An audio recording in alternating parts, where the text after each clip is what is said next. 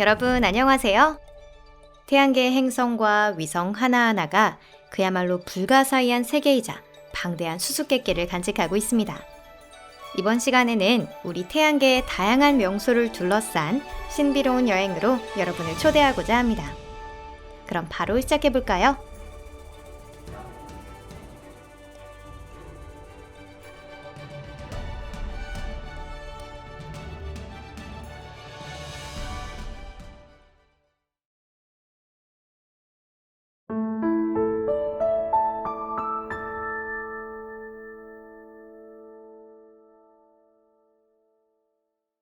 수성은 1930년 명왕성이 발견되기 전까지 태양계에서 가장 작은 행성으로 불렸습니다. 그런데 명왕성 발견 이후에도 상당수 과학자들의 생각은 바뀌지 않았습니다. 명왕성의 크기가 지구와 비슷하다는 설도 있었기 때문입니다. 그리고 1970년이 되어서야 명왕성이 수성은커녕 달보다도 더 작다는 사실을 알게 됩니다. 2006년 국제천문연맹의 역사적인 결정에 의해 명왕성이 태양계 행성에서 제외되었고 수성은 다시 태양계에서 가장 작은 행성이 되었습니다. 아마 이 사실은 앞으로도 높은 확률로 변하지 않을 겁니다. 그런데 그것 말고 수성에 대해서 아는 사실은 없으신가요? 태양광선에 불타고 있고 대기조차 거의 없는 이 작은 천체에는 과연 어떤 수수께끼가 숨겨져 있을까요? 그럼 바로 시작해 보도록 하겠습니다. 수성의 전체상.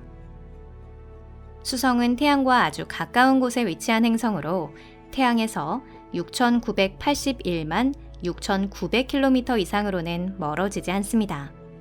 여기서 바로 수수께끼가 시작되는데요. 분명한 이유는 알 수 없지만 수성과 태양 사이에는 아무것도 없습니다. 소행성조차도 없습니다. 다른 항성계라면 이 공간에 거대 가스 행성이 있었을 거예요. 수성의 적도 반경은 겨우 2439.7km입니다. 다시 말해 수성은 달보다 크지만 타이탄이나 가니메데 같은 다른 거대한 위성보다는 작은 별입니다. 하지만 질량으로는 대부분의 위성을 능가합니다. 수성의 1년은 지구일 기준 88일로 매우 짧은 편에 속합니다. 과거 수성은 한 번 공전하는 사이에 한 번 자전하기 때문에 항상 태양의 같은 면을 향하고 있다고 생각했었는데요. 태양에 그을린 낮의 부분과 얼어붙은 밤의 부분을 가진 행성. 오래된 SF 소설책을 보면 수성은 늘 그런 식으로 묘사되었습니다. 프랜시스 칼작이 1960년에 쓴 지구 탈출이 바로 그런 소설 중 하나입니다. 하지만 그 후의 연구를 통해 수성의 하루는 지구일 기준 58.5일보다 조금 긴 정도라고 밝혀지게 됩니다. 수성 내에서도 낮과 밤은 바뀌고 있는 것입니다. 다만 그 속도가 매우 느릴 뿐이죠. 대기가 아주 얇고 자전 속도가 느리기 때문에 수성에서는 기온차가 상당히 큽니다. 낮에 행성의 표면은 427도 정도로 믿을 수 없을 정도로 더워집니다. 그리고 밤이 되면 또 극단적으로 추워져서 영하 170도를 밑돌게 되죠. 이런 조건에서는 생명이 존재할 수 없습니다. 수성의 궤도 역시 무척이나 특이합니다. 공전 방향에 따른 수성의 자전축이 아주 조금 변화한 탓에 행성 궤도상에서 태양과 가장 가까워지는 점, 즉 근일점이 계속 바뀌고 있습니다. 수성의 이 이상현상은 19세기 말부터 20세기 초에 걸쳐 많은 연구자들을 괴롭혀왔습니다. 가장 정확하고 흔들리지 않을 거라 여겨졌던 기존의 뉴턴 역학 법칙만으로는 수성의 그늘점 차이를 설명할 수 없었기 때문입니다. 이 현상을 설명하기 위해 몇 개의 가설이 제시되었지만 그 대부분은 다른 낡은 천문학 이론과 함께 휴지통으로 들어가야 했습니다. 다행히 1915년에 등장한 아인슈타인의 이론 덕분에 이 현상에 대한 완전한 설명이 가능해졌습니다. 모든 질량을 가진 물체는 시공 연속체를 일그러뜨리고 있다는 것이 증명된 것인데요. 이전 블랙홀 영상에서 말씀드린 바와 같습니다. 수성의 위치는 태양이 왜곡하고 있는 공간에 흡수될 정도로 태양과 가깝습니다. 수성의 궤도 이상은 바로 이 왜곡에 의한 것입니다. 수성의 수수께끼와 비밀. 궤도의 수수께끼가 해명된 후 더 이상 제1행성에 놀라운 점은 없을 것이라고 생각했습니다. 하지만 그렇지 않았습니다. 수성의 조사가 진행됨에 따라 놀라운 발견이 계속 이어졌죠. 인류는 지금까지 2차례에 걸쳐 수성에 조사용 탐사선을 보냈습니다. 1974년부터 75년까지 수성에 3차례 접근한 마리너 10호와 2011년부터 15년에 걸쳐 수성 탐사를 진행한 메신저입니다. 이 탐사선들 덕분에 수성 표면을 촬영한 실제 사진과 많은 데이터를 처음으로 얻게 됩니다. 그 결과 밝혀진 사실은 제1행성에 대한 예상을 거의 대부분 뒤엎었습니다. 이를테면 수성의 지표에 매우 복잡한 기복이 있다는 사실도 알게 되었습니다. 이 행성의 지표 대부분이 거대한 바위 암벽의 경사면으로 덮여 있었습니다. 지표의 요철을 보여주는 크레이터 중에는 낡은 것도 있는 반면 새로운 것도 있었다고 합니다. 가장 큰 수성의 크레이터 지름은 약 1550km, 크레이터 바닥은 용암질로 된 넓은 칼로리스 분지입니다. 수많은 크레이터 중에서도 가장 눈에 띄는 것은 아폴로 도로스인데요. 방사형으로 길고 뚜렷하며 여러 개의 홈이 선명하게 뻗어 있어 연구자들의 관심을 모으고 있습니다. 이곳에는 고대 로마의 신전에서 딴 판테온이라는 이름이 붙었습니다. 태양계의 다른 곳에서도 이 판테온 지구대 같은 건 찾아보기 힘듭니다. 지옥 같은 더위에도 불구하고 수성에는 얼음도 존재합니다. 장렬하는 태양광선이 닿지 않는 극지 부근의 크레이터 바닥에는 얼음이 유지되고 있을 가능성이 있습니다. 수성에 가끔 떨어지는 해성이 수분을 운반해왔을 가능성도 있습니다. 이 수분이 증발하여 비가 되고 행성 곳곳에 있는 균열이나 크레이터 위에 내렸을 것입니다. 그리고 수성이 크기에 비해 질량이 무겁다는 사실도 알았습니다. 특징적인 내부 구조에 의한 것으로 추측하고 있고요. 큰 질량의 대부분을 차지하고 있는 건 녹은 금속으로 된 핵입니다.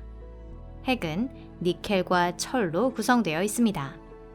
수성에는 대기가 있지만 아주 희박합니다.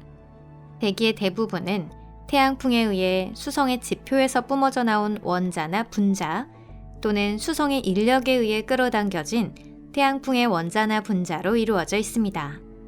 물론 수성의 공기를 마셔도 호흡은 할 수 없습니다. 성능 좋은 우주복이 필요할 거예요. 왜 수성의 대기는 이렇게 옅을까요? 수성보다 질량이 작은 타이탄도 안정적인 가스 구름을 갖고 있습니다. 이는 수성이 태양에 가깝고 또 자기장이 약한 것과 관련되어 있을지도 모릅니다. 가스는 태양풍에 의해 날아갔거나 혹은 단지 온도가 상승해 우주 공간으로 나갔을 수도 있습니다. 수성에는 혜성과 같은 멋진 꼬리도 있습니다. 강렬한 태양광선을 차단할 것이 전혀 없기 때문에 태양광선에 의해 지표에서 원자가 흩뿌려지면서 꼬리 모양을 만들게 됩니다. 2400만 킬로미터가 넘는 길이의 나트륨을 주성분으로 하는 드레스 자락은 이렇게 생겨납니다. 아쉬운 점은 지구에서는 잘 보이지 않는다는 점이에요. 이렇게 화려한 별의 모습을 아침마다 볼 수 있다면 얼마나 멋질까요? 이 밖에도 수성에는 독특한 천문현상이 몇 가지 나타나고 있습니다. 구약성서 사파에서 따온 이름인 여호수아 효과가 이에 해당하는데요. 내용을 보면 유대 백성들이 적과 싸우고 있을 때 신이 태양의 움직임을 멈추게 했다고 합니다. 여호수아 효과란 수성의 일정한 경도 지점에서 관측되는 태양의 움직임으로 지구의 상식으로는 이해하기 힘든 현상 중 하나입니다. 태양이 살짝 떠올랐다가 거의 곧바로 왔던 방향으로 다시 되돌아갑니다. 그렇게 잠시, 지구로 치면 며칠의 시간이 흐른 뒤 태양이 다시 모습을 나타내며 수성의 완전한 대낮이 시작됩니다. 수성은 지구일 기준 58일에 한 번 자전하는데요. 수성의 하루는 실제 58일보다 훨씬 길어집니다. 왜 그럴까요? 아주 간단합니다. 수성 위의 어느 지점, 이를테면 앞서 말씀드렸던 판테온 지구대에 아폴로도로스 크레이터에 서 있다고 상상해 보겠습니다. 수성은 태양 주위를 1회 공전하는 동안 1.5회 자전합니다. 만일 태양이 수성에 가장 가까이 있는 시점에서 아폴로도로스 하늘에 있다고 가정해 보겠습니다. 그러면 수성에서 1년에 해당하는 88일 후 태양은 수성의 바로 뒤쪽 지점을 비추게 될 것입니다. 그리고 이제 1년 88일이 지나면 태양이 아폴로도로스와 판테온 지구대를 다시 비추는 것입니다. 따라서 수성의 하루 길이는 176일, 다시 말해 수성의 2년치 길이입니다. 1년째는 낮, 2년째는 밤인 셈이죠. 2018년 수성을 향한 인류 역사상 세 번째 미션이 진행되었습니다. 바로 베피 콜롬보인데요. 이는 2025년 수성 궤도에 투입될 예정인 2개의 탐사선입니다. 미션에 성공해서 태양과 가장 가까운 행성에 대해 더 많은 사실을 알 수 있게 되면 좋겠습니다.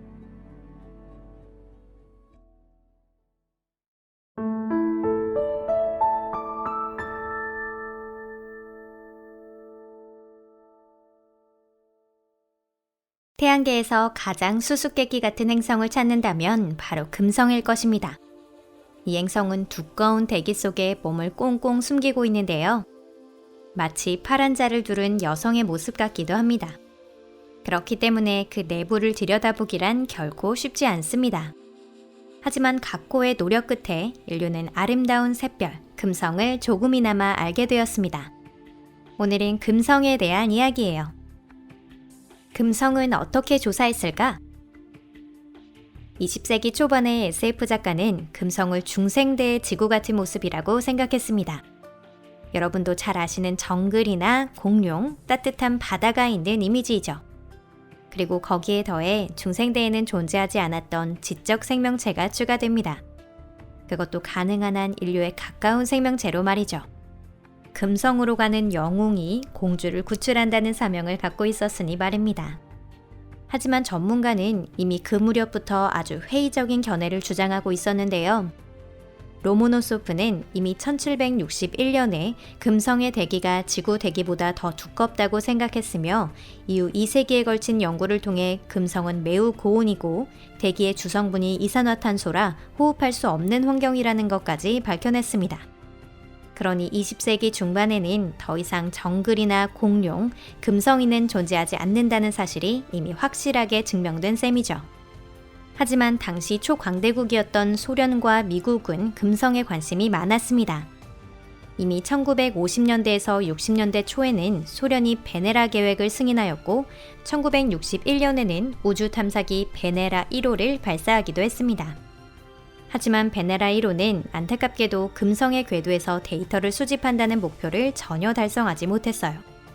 한편 미국도 금성의 탐사선 메리너 1호를 보낼 예정이었는데요. 하지만 소련 탐사선보다 더 슬픈 결과로 끝났습니다. 발사는 1962년 7월 22일 이루어졌지만 채 5분도 지나지 않아 통신이 두절되었습니다. 두 번째 시도는 한 걸음 더 전진했어요.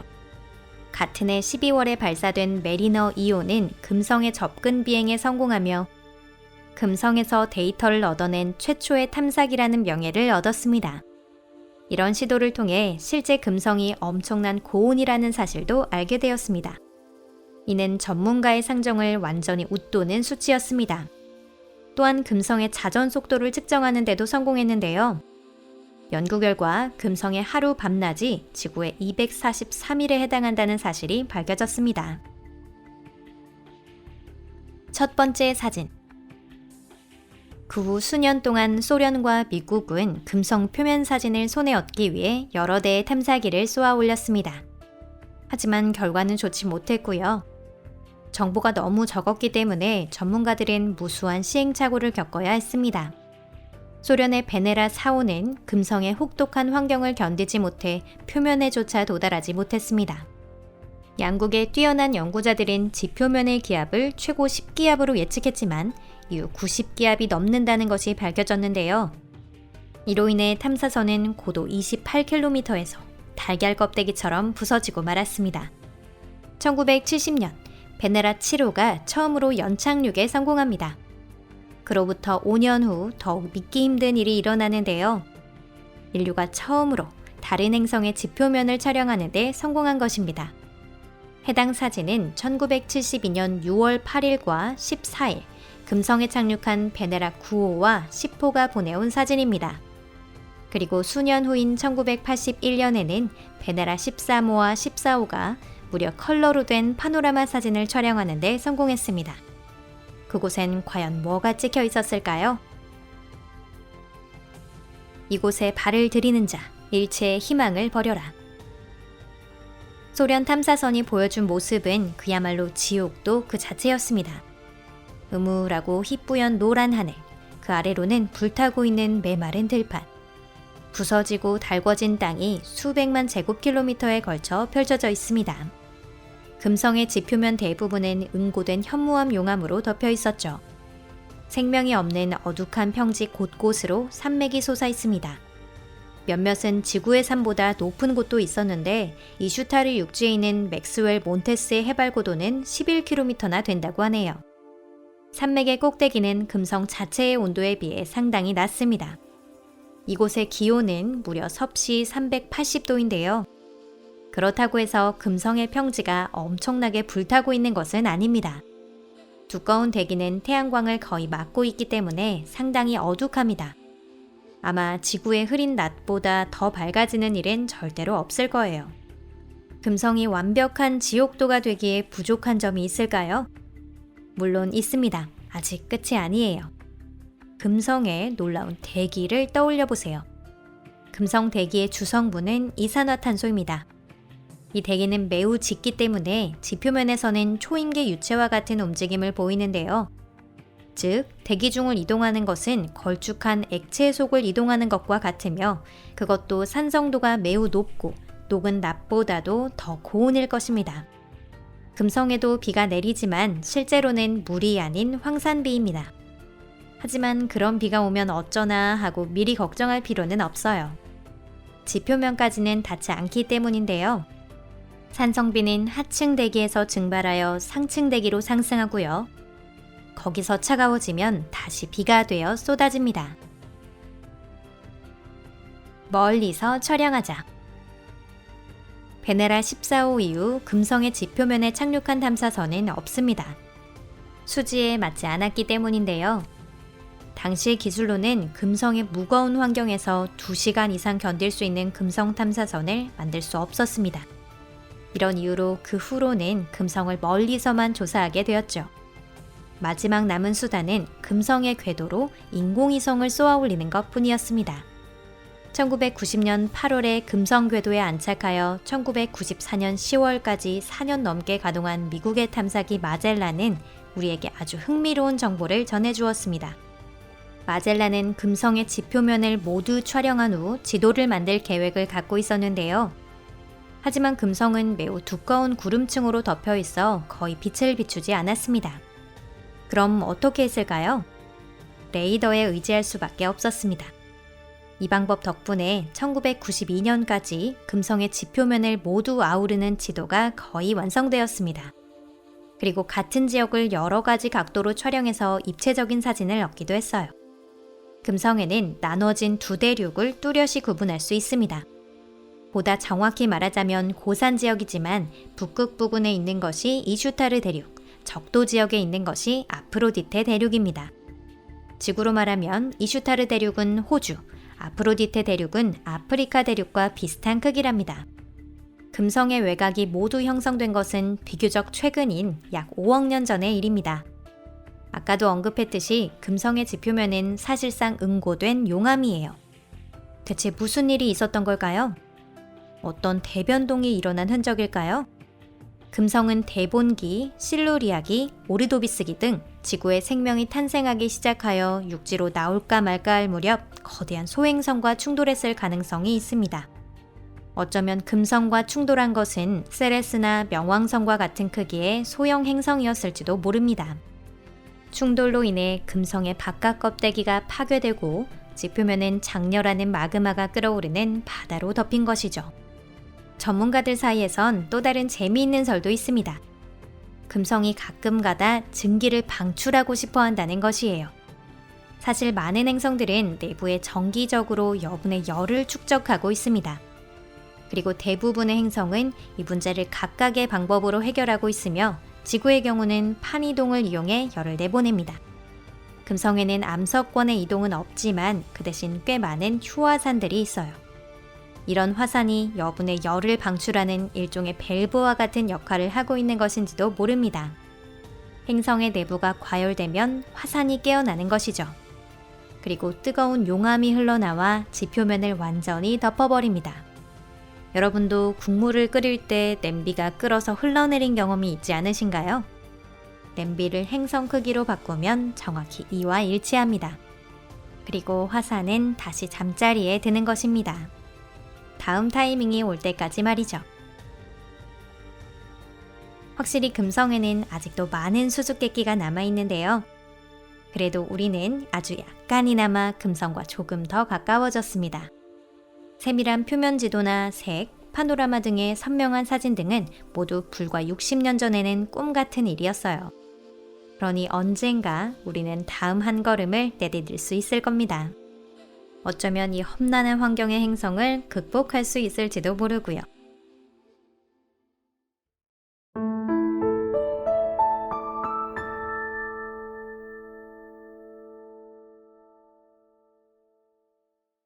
밤하늘에 빛나는 근사한 붉은 행성. 화성은 예로부터 많은 사람들을 매료시켰습니다. 우리 인류는 화성으로 이주한 뒤 이곳을 예전처럼 다시 바다와 대기가 있는 별로 되돌려 놓기를 꿈꾸고 있습니다. 현재 인류는 태양계 제4행성에 새로운 탐사선을 보내 조사를 진행하고 있습니다. 최근의 조사에서는 어떤 내용을 알아냈을까요? 이제 지식을 업데이트하러 출발해보죠. 큐리오시티 미션. 최근 몇 년 사이에 화성 표면에 발사된 탐사선 중 가장 유명한 것이 아마 이 큐리오시티일 텐데요. 아마 화성 탐사선 중에서는 가장 인기인이라고 할 수 있습니다. 큐리오시티는 나사의 전문가들이 오랜 세월 동안 총력을 기울여 만들어낸 노력의 결정체입니다. 이 탐사선의 부품이 모두 완성된 것은 2008년이지만 발사까지는 또다시 몇 년이 소요되었는데요. 우주 개발 현장에서는 흔히 있는 일이지만 특히나 화성으로 로켓을 발사하기란 결코 쉽지 않습니다. 일단 비행 시간이 가능한 한 짧아지는 위치로 행성에 올 때까지 기다려야 하죠. 2011년 11월 26일 큐리오시티를 실은 로켓 애틀러스 5호가 케이프 커네버럴에서 발사되었습니다. 그리고 1년도 채 안 된 2012년 8월 6일 탐사선이 화성 표면에 착륙하는 데 성공합니다. 그때부터 탐사선은 화성의 황야를 조사하며 우리에게 흥미로운 사진들을 계속해서 보내주고 있습니다. 그 중에서도 큐리오시티는 화성의 표면에 지구의 강이나 호수, 개울의 바닥에 있는 침전물을 발견하는 데에도 성공했는데요. 이런 결과들을 통해 현재의 게일 크레이터가 있는 위치에 과거에 호수가 있었다는 것이 거의 확실해졌습니다. 이 호수는 꽤 큰 담소호였는데 안타깝게도 30억 년 전에 말라버렸어요. 과거의 화성에 물이 존재했다고 하는 설은 꽤 오래전부터 존재했는데요. 1975년에 이미 아웃플로 채널이라 불리는 침식이 심한 지역이 발견되기도 했습니다. 참고로 그보다 100년 전에 스키아파 랠리가 발견한 유명한 화성의 카날리와는 전혀 다른 것이므로 착오가 없으시길 바랄게요. 큐리오시티의 임무 덕분에 화성의 수권에서 일어났던 일들을 이전보다 더 자세히 알 수 있었습니다. 해양이나 호수가 화성 표면에서 사라진 것은 헤스페리아대의 끝 무렵, 즉 30억 년 전이라는 사실도 알게 되었죠. 물이 사라진 것은 엄청난 대변동 때문이 아닙니다. 화성은 조금씩 대기를 잃어갔고 그와 함께 물도 증발해 서서히 사라진 것이죠. 참고로 이는 화성과 금성에 대한 영상에서 자세히 다루었으니 관심이 있으시면 꼭 시청해주세요. 물이 있는 곳에 생명이 있다. 큐리오시티 덕분에 화성에 존재했을 생물권에 대한 흥미로운 사실을 많이 알 수 있었습니다. 2014년 12월에는 화성 탐사선이 화성 대기 중의 메탄 농도의 큰 상승을 기록했다는 정보가 발표되기도 했습니다. 그리고 이러한 상승이 꽤 정기적으로 반복되고 있다는 사실도 곧 밝혀졌죠. 이것은 굉장히 독특한 현상이지만 미생물의 계절적 활동을 통해 설명할 수 있습니다. 여기서 한 가지 중요한 이야기가 있는데요. 화성의 표층은 세계 최고의 수술실보다 더 완벽한 무균 상태에 있습니다. 화성에는 자기장이 거의 없으며 대기는 부족하고 희박합니다. 아득한 옛날, 화성 표면을 소독한 무시무시한 태양광 앞에서 모든 것이 무방비했습니다. 하지만 화성에는 빈관이라는 것이 있는데요. 그러니 두꺼운 얼음 속이나 지하 깊숙한 곳에는 어쩌면 생명이 존재할 가능성이 있는 것입니다. 인사이트 미션. 실로 다종다양한 조사를 수행하고 뭐든지 척척 해내는 큐리오시티에 대항하여 만들어진 한층 더 전문성을 높인 기기가 바로 인사이트입니다. 인사이트의 주된 과제는 화성 내부에 무엇이 있는지를 알아내는 것, 즉 내부의 조성과 지질 구조를 조사하는 것이었습니다. 인사이트를 실은 로켓은 2018년 5월 5일 미국 캘리포니아주 반덴베르크 공군기지에서 발사되었습니다. 반년 후인 11월 6일, 인사이트는 화성 표면에 착륙해 작업에 착수했어요. 과거 많은 전문가들은 화성이 지질적으로 죽은 상태라고 생각했습니다. 1970년대에는 탐사기 바이킹을 통해 화성의 흔들림에 관한 데이터가 몇 개 보내졌지만 신뢰성이 너무 낮았어요. 그리고 오랜 시간이 흘러 비로소 인사이트에 의해 화성에서 때때로 흔들림이 있다라는 것이 증명되었죠. 미약하지만 분명하게 흔들리고 있습니다. 흔들린다고 해서 뭐가 어떻다는 건지 의문이 드실 수도 있어요. 쉽게 설명할 수 있는 문제는 아닙니다. 여러분은 화성으로의 이주를 기대하고 있지 않으신가요? 그렇다면 한번 상상해 보세요. 만약 우리가 콜로니를 만들어서 방사능이나 기타 화성 문제에서 콜로니를 지켜냈다고 가정하겠습니다. 그런데 만약 지진, 그러니까 화진이 발생하면 생명선의 중대한 시스템에 피해가 갈 우려가 있겠죠. 화성의 식민지화를 그린 장대한 역사가 금세 사라지고 말 것입니다. 또한 인사이트에 탑재된 고정밀 지진계를 통해 보내진 정보를 분석하여 화성의 내부 구조에 관한 지금까지의 데이터를 확인하는 데도 성공했습니다. 내부 구조에 관해 말씀드리자면 암석권의 이동이 없는 것을 제외하면 지구와 거의 비슷하답니다. 그리고 이전에는 화성에서도 암석권의 이동이 있었습니다. 화성의 바깥 껍데기는 대략 50에서 125km의 두께로 되어 있는데요. 외곽 아래에는 걸쭉하게 녹아있는 지구보다 훨씬 온순한 멘틀이 자리하고 있습니다. 예전에는 화산 폭발로 인해 멘틀이 화성 표면으로 쏟아져 나오던 시절도 있었는데 이미 오래전의 일이에요. 화성의 모든 화산은 긴 잠을 자고 있습니다. 그리고 화성의 중심에는 철과 니켈로 이루어진 작은 핵이 있어요. 인사이트에 의한 또 하나의 발견은 바로 화성 표면의 자기 이상입니다. 곳곳에 지구보다 자기장이 강한 곳이 있었는데요. 이 결과는 전문가들을 한참이나 괴롭혔답니다. 화성에는 자기장이 거의 없고 과거에도 존재했던 적이 없다고 생각했기 때문이죠. 이런 자기 이상은 도대체 어떻게 생겨난 걸까요? 사실 화성이 아직 젊고 생명 탄생의 가능성이 넘쳤을 때 강력한 자기장이 존재했을 가능성은 충분히 있습니다. 하지만 그 후 어떤 대변동이 일어나 자기장이 사라져버린 것이죠. 어쩌면 다른 행성 등 큰 천체와의 충돌이 있었을지도 모릅니다. 초기의 태양계에서는 그러한 일이 드물지 않았습니다. 예를 들어 지구는 테이아라는 행성과 충돌했고 멘틀 대부분이 우주로 방출된 결과 그곳에서 달이 만들어졌어요. 화성을 죽여버린 것도 어쩌면 베스타와 같은 크기의 대형 소행성이었을지도 모릅니다. 덧붙여 이 정체불명의 살해범이 이 화성의 대기 대부분을 빼앗았을 가능성도 부정할 수는 없습니다. 이전에는 화성의 크기가 작고 중력과 자기장도 약하기 때문에 일반적인 대기를 유지할 수 없는 것이라고 생각했는데요. 하지만 이는 잘못된 사실이었어요. 토성의 위산 타이탄은 화성보다도 작고 자기장도 전혀 없지만 지구보다 두꺼운 대기를 가지고 있습니다. 우주 킬러의 정체가 무엇이든 화성이 생명 없는 황야가 되어버린 것은 그 킬러 때문일 확률이 높습니다.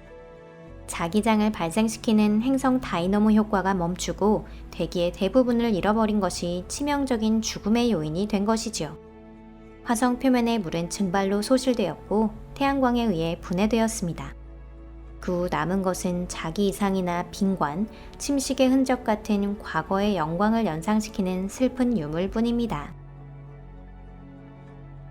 퍼서비어런스. 퍼서비어런스는 최근 화성을 향해 탐사된 탐사선 중 하나입니다.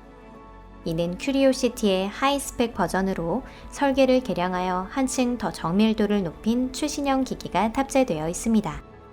퍼서비어런스의 과제는 화성에서 생명을 탐색하는 것, 그리고 토양 샘플을 채취하여 특수한 리턴 장치를 사용해 지구로 갖고 돌아오는 것입니다. 이 탐사선은 2020년 7월 30일 케이프 커네버럴에서 발사되어 2021년 2월 18일에 화성 착륙에 성공했습니다. 다시 말해 아주 최근의 일인 것이죠. 하지만 모든 것은 지금부터 시작이죠. 화성은 지구를 제외하면 아마 태양계에서 가장 연구가 많이 진전된 행성일 것입니다. 생각해보세요.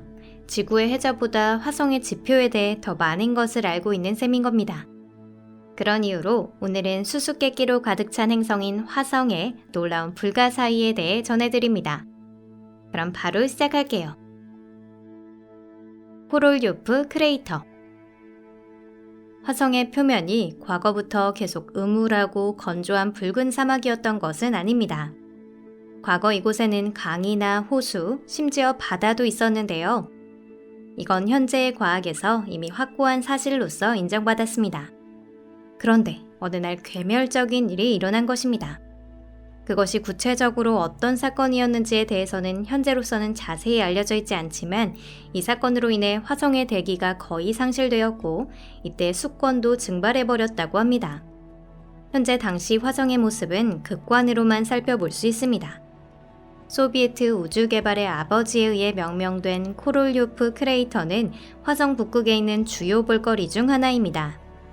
붉은 갈색의 산등성이가 거의 완벽한 원으로 이어져 있으며 그 안에는 거울처럼 매끄러운 얼음 호수가 반짝반짝 눈부시게 빛나고 있습니다. 저화질의 이미지인데도 훌륭한 아름다움을 뽐내고 있죠. 크레이터의 지름은 81km, 안에 있는 얼음의 두께는 1.8km입니다. 덧붙여서 지구에서 가장 깊은 바이칼 호수의 수심은 불과 1.6km밖에 되지 않습니다. 전문가의 계산에 따르면 코롤요프 크레이터에는 약 2200세제곱킬로미터의 물이 존재한다고 하는데요. 이것은 무려 그레이트 베어 호수에 필적하는 양입니다. 흥미롭게도 이곳의 얼음은 북극에 있는 다른 극광과는 별도로 형성되어 있습니다. 코롤요프 크레이터는 쉽게 말해 충돌 크레이터로 대형 천체가 화성 표면에 낙하해서 생긴 것입니다. 그리고 이 지역에는 원래 지하에 호수가 있었을 가능성이 있습니다. 그 호수가 운석의 충돌에 의해 지표로 나온 것인지도 모릅니다. 화성의 대기가 손실됨에 따라 온도가 저하해 갔습니다. 그런 과정에 의해 호수가 얼어붙어 증발을 면했다는 것입니다. 녹티스 미루. 화성의 적도 약간 아래를 보면 거대한 마리넬리스 협곡이 있는데요. 이 협곡을 우주에서 보면 마치 크게 긁힌 상처처럼 보입니다. 이 협곡의 길이는 4,500km 이상, 폭은 장소에 따라 600km에 이르며 깊이는 11km에 이릅니다. 이 협곡과 비교하면 그랜드 캐니언은 세 발의 피해도 미치지 못하는 것입니다. 마리넬리스 협곡은 서쪽에 있는 녹티스 미로, 밤의 미로라고 하는 아름답고도 신비로운 이름을 가진 고지대에 기점을 두고 있습니다. 이 미로의 높이는 대략 11km입니다. 미로라는 이름은 무수히 깊은 계곡이나 협곡이 고지대를 이리저리 종횡무진하고 있어서 붙여진 이름입니다. 우주에서 보면 정말 미로나 거미줄처럼 보일 정도입니다. 이곳에는 극심한 지각 변동의 흔적이 남아있는데요. 이를 본 전문가들은 이 미로가 지금으로부터 20억 년에서 30억 년 전에 형성된 것이 아닐까 추측하고 있습니다. 일찍이 화성에는 지금보다 훨씬 많은 물이 있었다고 알려져 있었는데요. 하지만 흥미롭게도 이 장소에서는 당시와 마찬가지로 지금도 아침이 되면 안개가 낀답니다. 타르시스 3산. 마리넬리스 협곡에서 다시 서쪽으로 나아가 녹티스 미로를 넘어서면 타르시스 지역에 이릅니다. 이 지역은 태양계에서 가장 높은 산이 있는 것으로 잘 알려져 있습니다. 타르시스 지역 최대의 볼거리는 말할 것도 없이 올림포스 산인데요. 기저로부터의 높이는 무려 26km에 이릅니다. 올림포스 산의 높이는 에버레스트 산의 3배, 금성의 맥스웰 산의 거의 2.5배에 해당하며 지름은 약 540km입니다. 이 산이 워낙 높고 커서 화성 어느 지점에서 봐도 전체상을 파악할 수 없습니다. 만일 이 산 정상에 섰다고 해도 사면의 대부분이 지평선 너머로 사라져 보이지 않을 지경입니다. 이 산의 기슭은 경사가 매우 심해서 거의 수직으로 된 벽이 7km에 걸쳐 이어져 있습니다. 아마 이 산은 원래 바닷속에 있었고 그것이 용기하여 거대한 섬이 되어 거기에 바다가 밀려들어 현재와 같은 모습이 되었을 것입니다. 올림포스 산 옆에는 활동을 멈춘 거대 화산이 3개 더 있는데요. 높이 19km에 이르는 아르시아 산, 18km의 아스클레우스 산, 그리고 14km의 파보니스 산입니다. 지구의 8,000m급 산들조차 적수가 안 되는 까마득한 저편을 올려봐야 할 정도로 어마어마한 레벨입니다. 이건 태양계의 다른 행성이나 위성의 산에도 해당되는 이야기입니다. 에벨스베르데 크레이터. 화성의 남반구에 있는 마르가리티파 대륙에도 흥미로운 크레이터가 몇 개 있습니다. 그중 하나가 바로 에벨스베르데 크레이터인데요. 이 크레이터는 코롤료프 크레이터와 마찬가지로 커다란 소행성 또는 해성의 핵이 화성 표면에 충돌하면서 형성된 것입니다. 에벨스베르데 크레이터의 지름은 65km를 약간 웃도는 크기로 형성되고 나서 37억 년 정도가 경과한 것으로 추측됩니다. 에벨스베르데 크레이터에는 과거 화성 표면을 흐르고 있던 풍부한 강의 흔적을 볼 수 있습니다. 이 강은 그다지 크지 않고요. 삼각주의 면적은 대략 115제곱킬로미터, 강 바닥의 길이는 수십 킬로미터였을 것이라 추정되고 있는데요. 그렇게 임팩트가 있는 강은 아니지만 화성 표면에 어엿한 수권이 존재했음을 보여주는 중요한 증거 중 하나로 꼽힙니다. 과거에 이 크레이터에는 큰 호수가 있었습니다. 전문가가 발견한 강은 그 호수에 담겨 있던 것으로 추정하고 있습니다. 이곳에서 발견된 퇴적암속을 조사한다면 어쩌면 화성 생물권의 흔적을 발견할 수 있을지도 모릅니다. 우주보이 협곡. 화성에 제대로 된 수권이 존재했음을 보여주는 또 하나의 증거, 그것은 바로 우주보이 협곡입니다. 이 협곡은 화성의 남반구에 있으며 아르길 평원이라고 하는 화성 표면 중에서도 특히 보존 상태가 좋은 충돌 구조에서 뻗어나와 있습니다. 우주보이 협곡은 길쭉하게 움푹 파인 땅으로 과거 수백 킬로미터에 걸쳐 흐르던 풍부한 강의 바닥일 것이라고 추정하고 있습니다.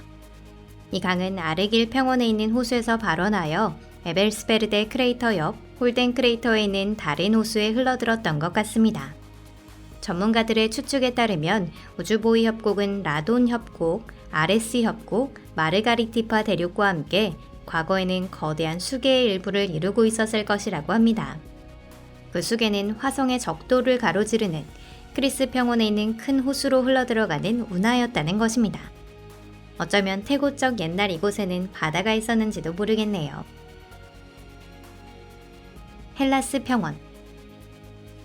헬라스 평원은 화성에서 가장 낮은 분지입니다.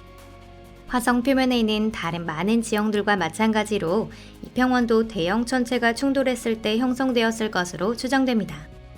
다만 이곳에 충돌한 천체는 그 중에서도 특히 거대했습니다. 이 때문에 화성 본체에 직경 2300km 정도의 정원에 가까운 거대한 흔적이 남은 것입니다.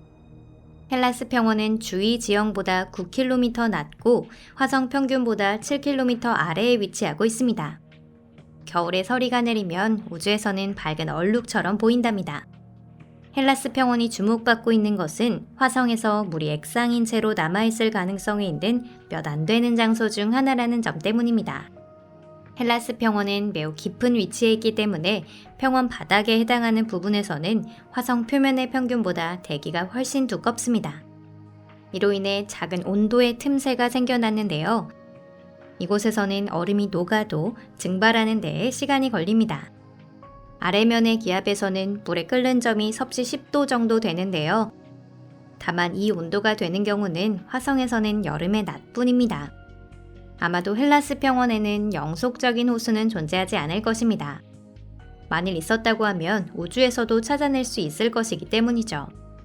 하지만 웅덩이 정도라면 충분히 가능성이 있는 이야기입니다. 어쩌면 그 웅덩이에는 주기성이라는 것이 있어서 매년 거의 같은 시기, 같은 장소에 출현하고 있는지도 모릅니다. 그리고 그것은 인류가 아는 것 중에서도 특히나 흥미로운 웅덩이가 되어줄 것입니다. 어쩌면 그 웅덩이 속에서 우리들에게 도움이 될 만한 걸 많이 찾을 수 있을지도 모르겠네요.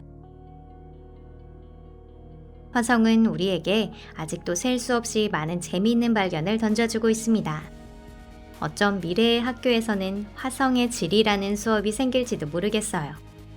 아마 분명 그렇게 될 것입니다. 오히려 생기지 않는 게 더 이상하지 않을까요? 여러분의 생각은 어떠세요?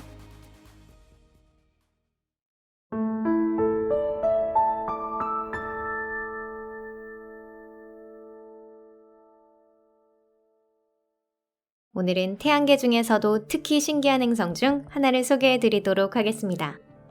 그것은 태양계에서 가장 크고 다른 행성을 모두 합친 것보다 더 큰 질량을 가진 행성입니다. 눈치채셨다시피 오늘의 주제는 목성입니다.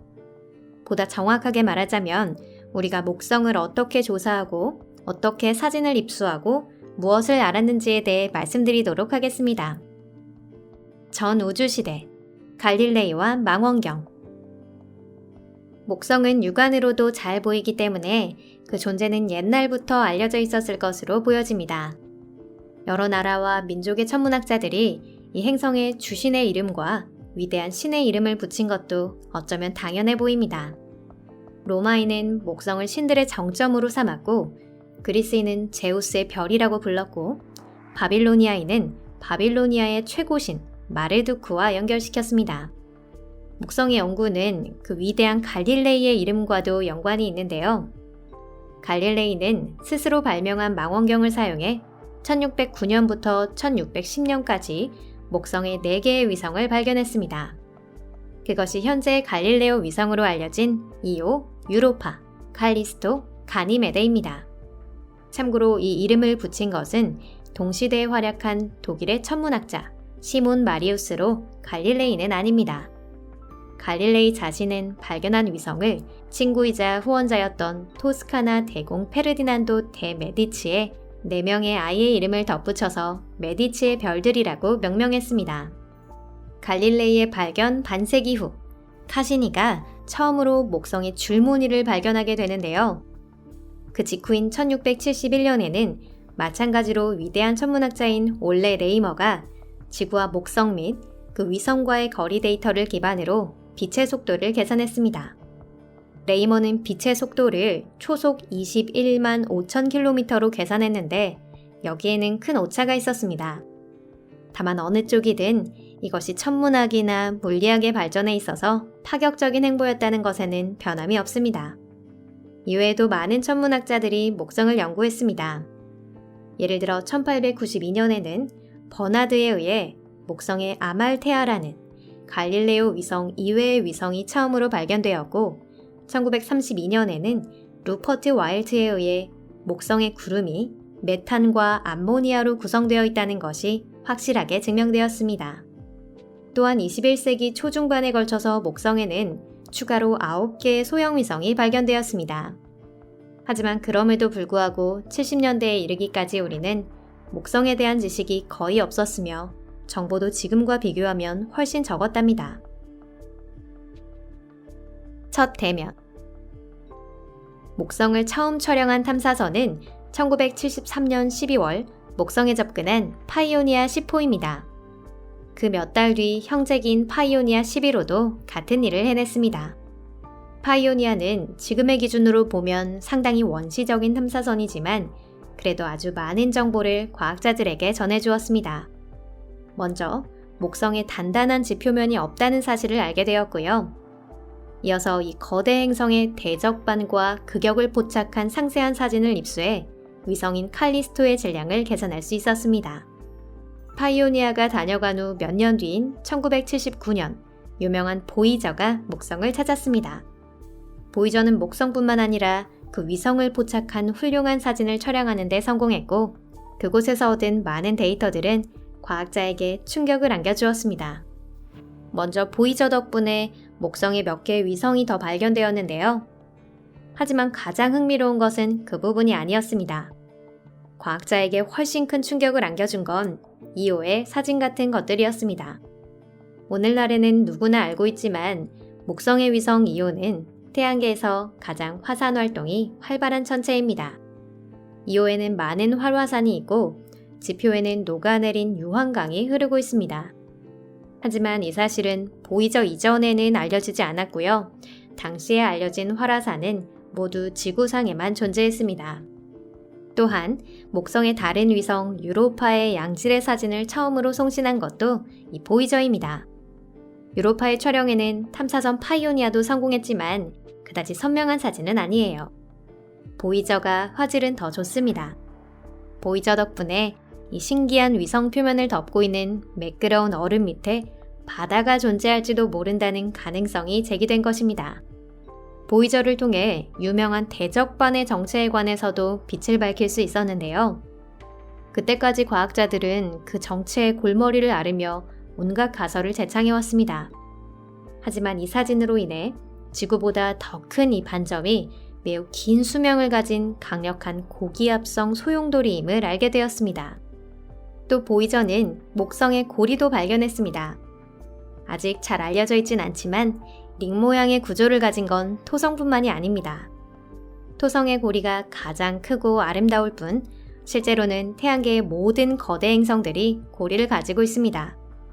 예를 들어 목성에는 할로고리라고 하는 먼지나 암석으로 된 두꺼운 도넛 모양의 링과 큰 주고리, 그리고 아말테아 고사머 고리와 테베 고사머 고리라는 두 개의 작은 링이 있습니다. 새로운 발견. 목성 연구의 새 시대를 연 것은 탐사선 갈릴레오입니다. 1989년에 발사되어 6년 만에 제5행성 궤도에 오른 이 탐사기는 목성을 돌고 도는 최초의 인공위성이 됐을 뿐만 아니라 목성 대기권에 프로브를 보낸 최초의 탐사선이기도 합니다. 갈릴레오는 8년간 목성을 돌았는데요. 슈메이커 레비의 성의 파편이 목성 바다에 낙하하면서 일어난 엄청난 변동도 갈릴레오 덕분에 볼 수 있었습니다. 갈릴레오에 의해 촬영된 사진은 거대 행성의 모습과 그 위성의 모습을 고스란히 우리 인류에게 전해주었습니다. 이 데이터를 바탕으로 유로파 지하에 바다가 존재하는 것이 확인되고 또 다른 위성인 가니메데와 칼리스토에도 같은 바다가 존재한다는 가설이 나올 수 있었습니다. 갈릴레오가 내려보낸 프로브는 고도의 목성 대기 조성 등의 데이터와 기타 많은 것들을 밝혀내기 위한 단서가 되어 주었습니다. 2000년에는 토성으로 향하는 탐사선 카시니가 목성을 통과했습니다. 카시니에 의해 촬영된 사진은 제5행성의 대기 중에 행해지고 있는 복잡한 물질 순환의 프로세스를 발견하는 계기가 되었고 두꺼운 구름으로 뒤덮인 하층 대기 수수께끼 몇 개를 해명하는 결과로 이어졌습니다. 예를 들어 목성의 극에서는 매우 강한 바람이 불고 있다는 것을 알아냈습니다. 2006년부터 2007년에는 유명 탐사선 뉴 호라이즌즈가 목성을 촬영했습니다.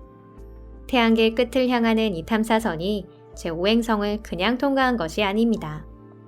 이 탐사기가 촬영한 사진 중에는 소적반이나 이오에 있는 몇 개의 활화산, 목성 고리의 새로운 사진 등 트로피라고 부를 만한 것들도 있었습니다. 그리고 2016년에는 탐사선 주노가 목성 궤도에 올랐고 현재도 그 임무를 계속 수행하는 중입니다. 주노 덕분에 우리는 거대 행성에서 빛나는 신기한 오로라와 거센 뇌우를 볼 수 있었습니다. 또 그리고 목성 최대의 위성으로 태양계 최대의 위성이기도 한 가니메데를 불과 1000km 거리에서 촬영하는 데 성공하기도 했습니다. 주노 미션은 현재에도 지속 중이며 앞으로 많은 발견을 앞두고 있습니다. 예를 들어 올해 9월에 주노를 유로파에 접근시킬 계획은 물론 2023년 말부터 24년 초에는 2호로 보낼 계획도 준비되고 있습니다. 이를 통해 새로운 사진이나 놀라운 과학적 발견이 이루어지길 모두 기대하고 있습니다.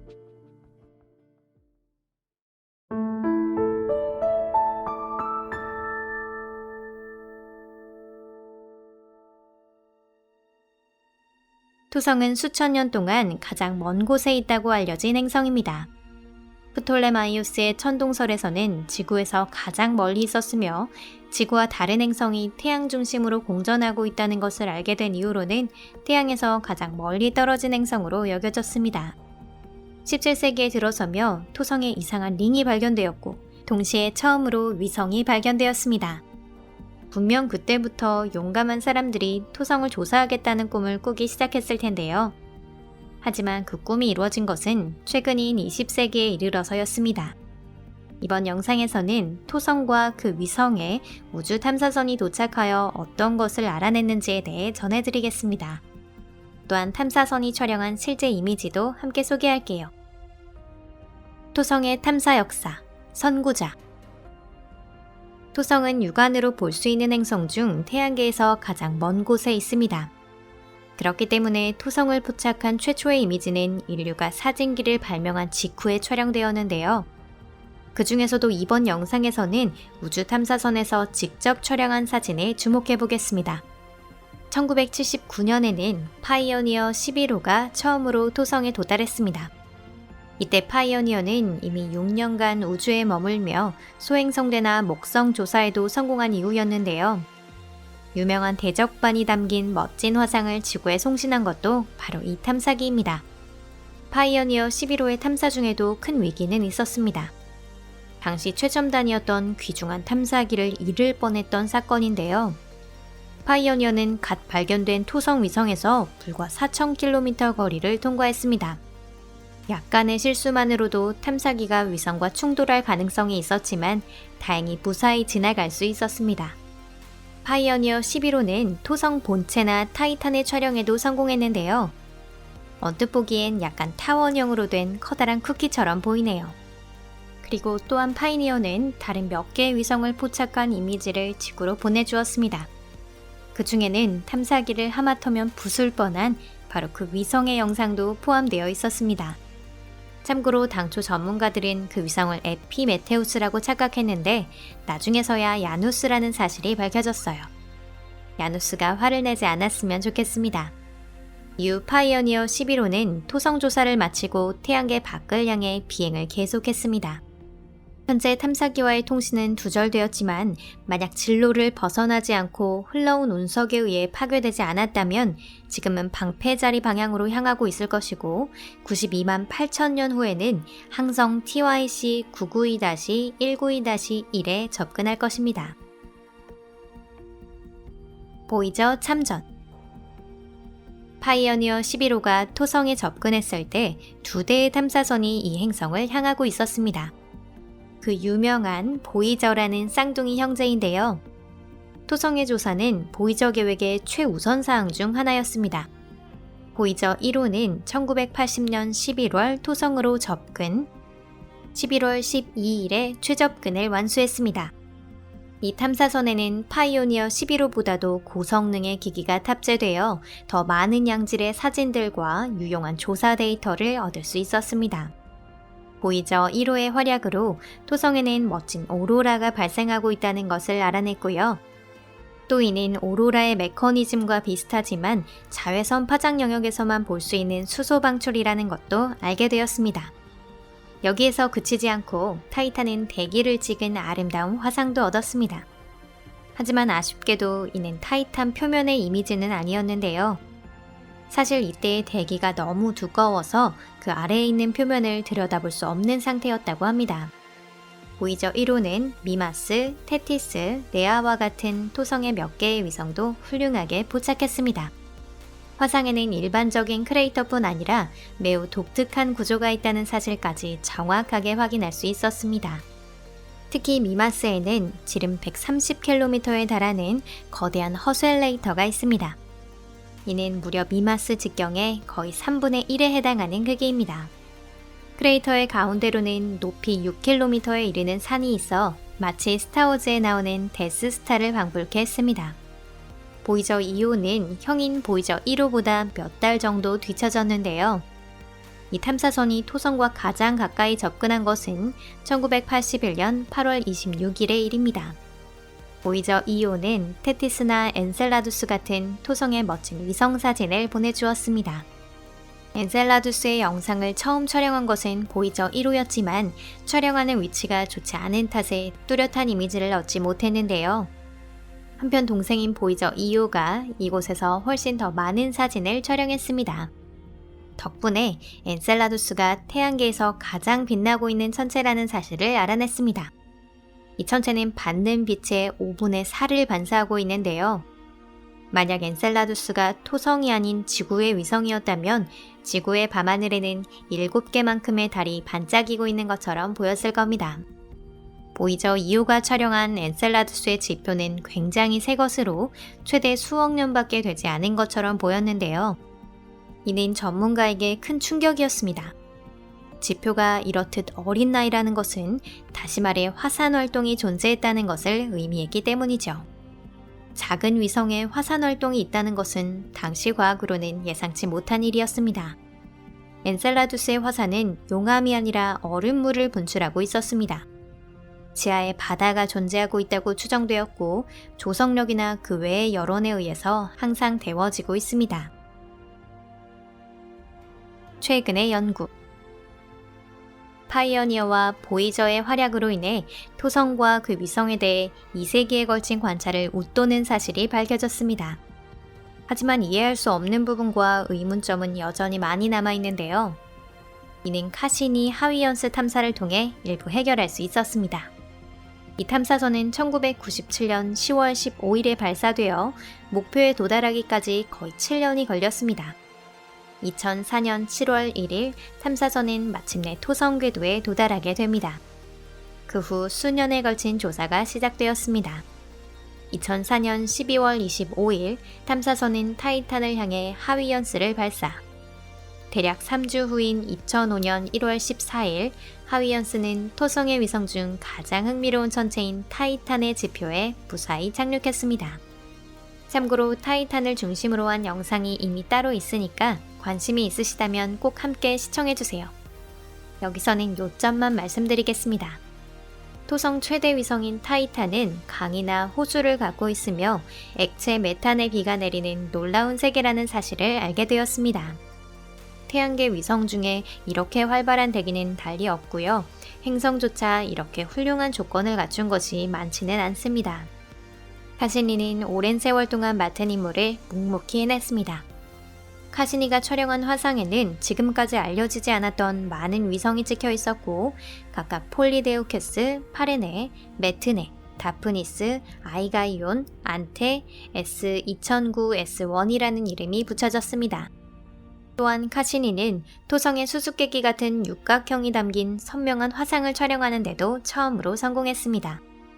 이 육각형은 이미 보이저가 발견했지만 화질이 별로 좋지 않아 한 번도 전체상을 촬영하지 못했고요.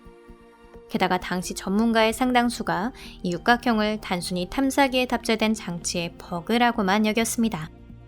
이후 육각형은 토성이라는 행성의 가장 큰 수수께끼 중 하나가 되었습니다. 이 거대한 구조는 토성 북극에 있으며 실로 규칙적인 모양을 하고 있어 마치 외계인이 이 거대 가스 행성에 너트를 박은 것 같은 모습입니다.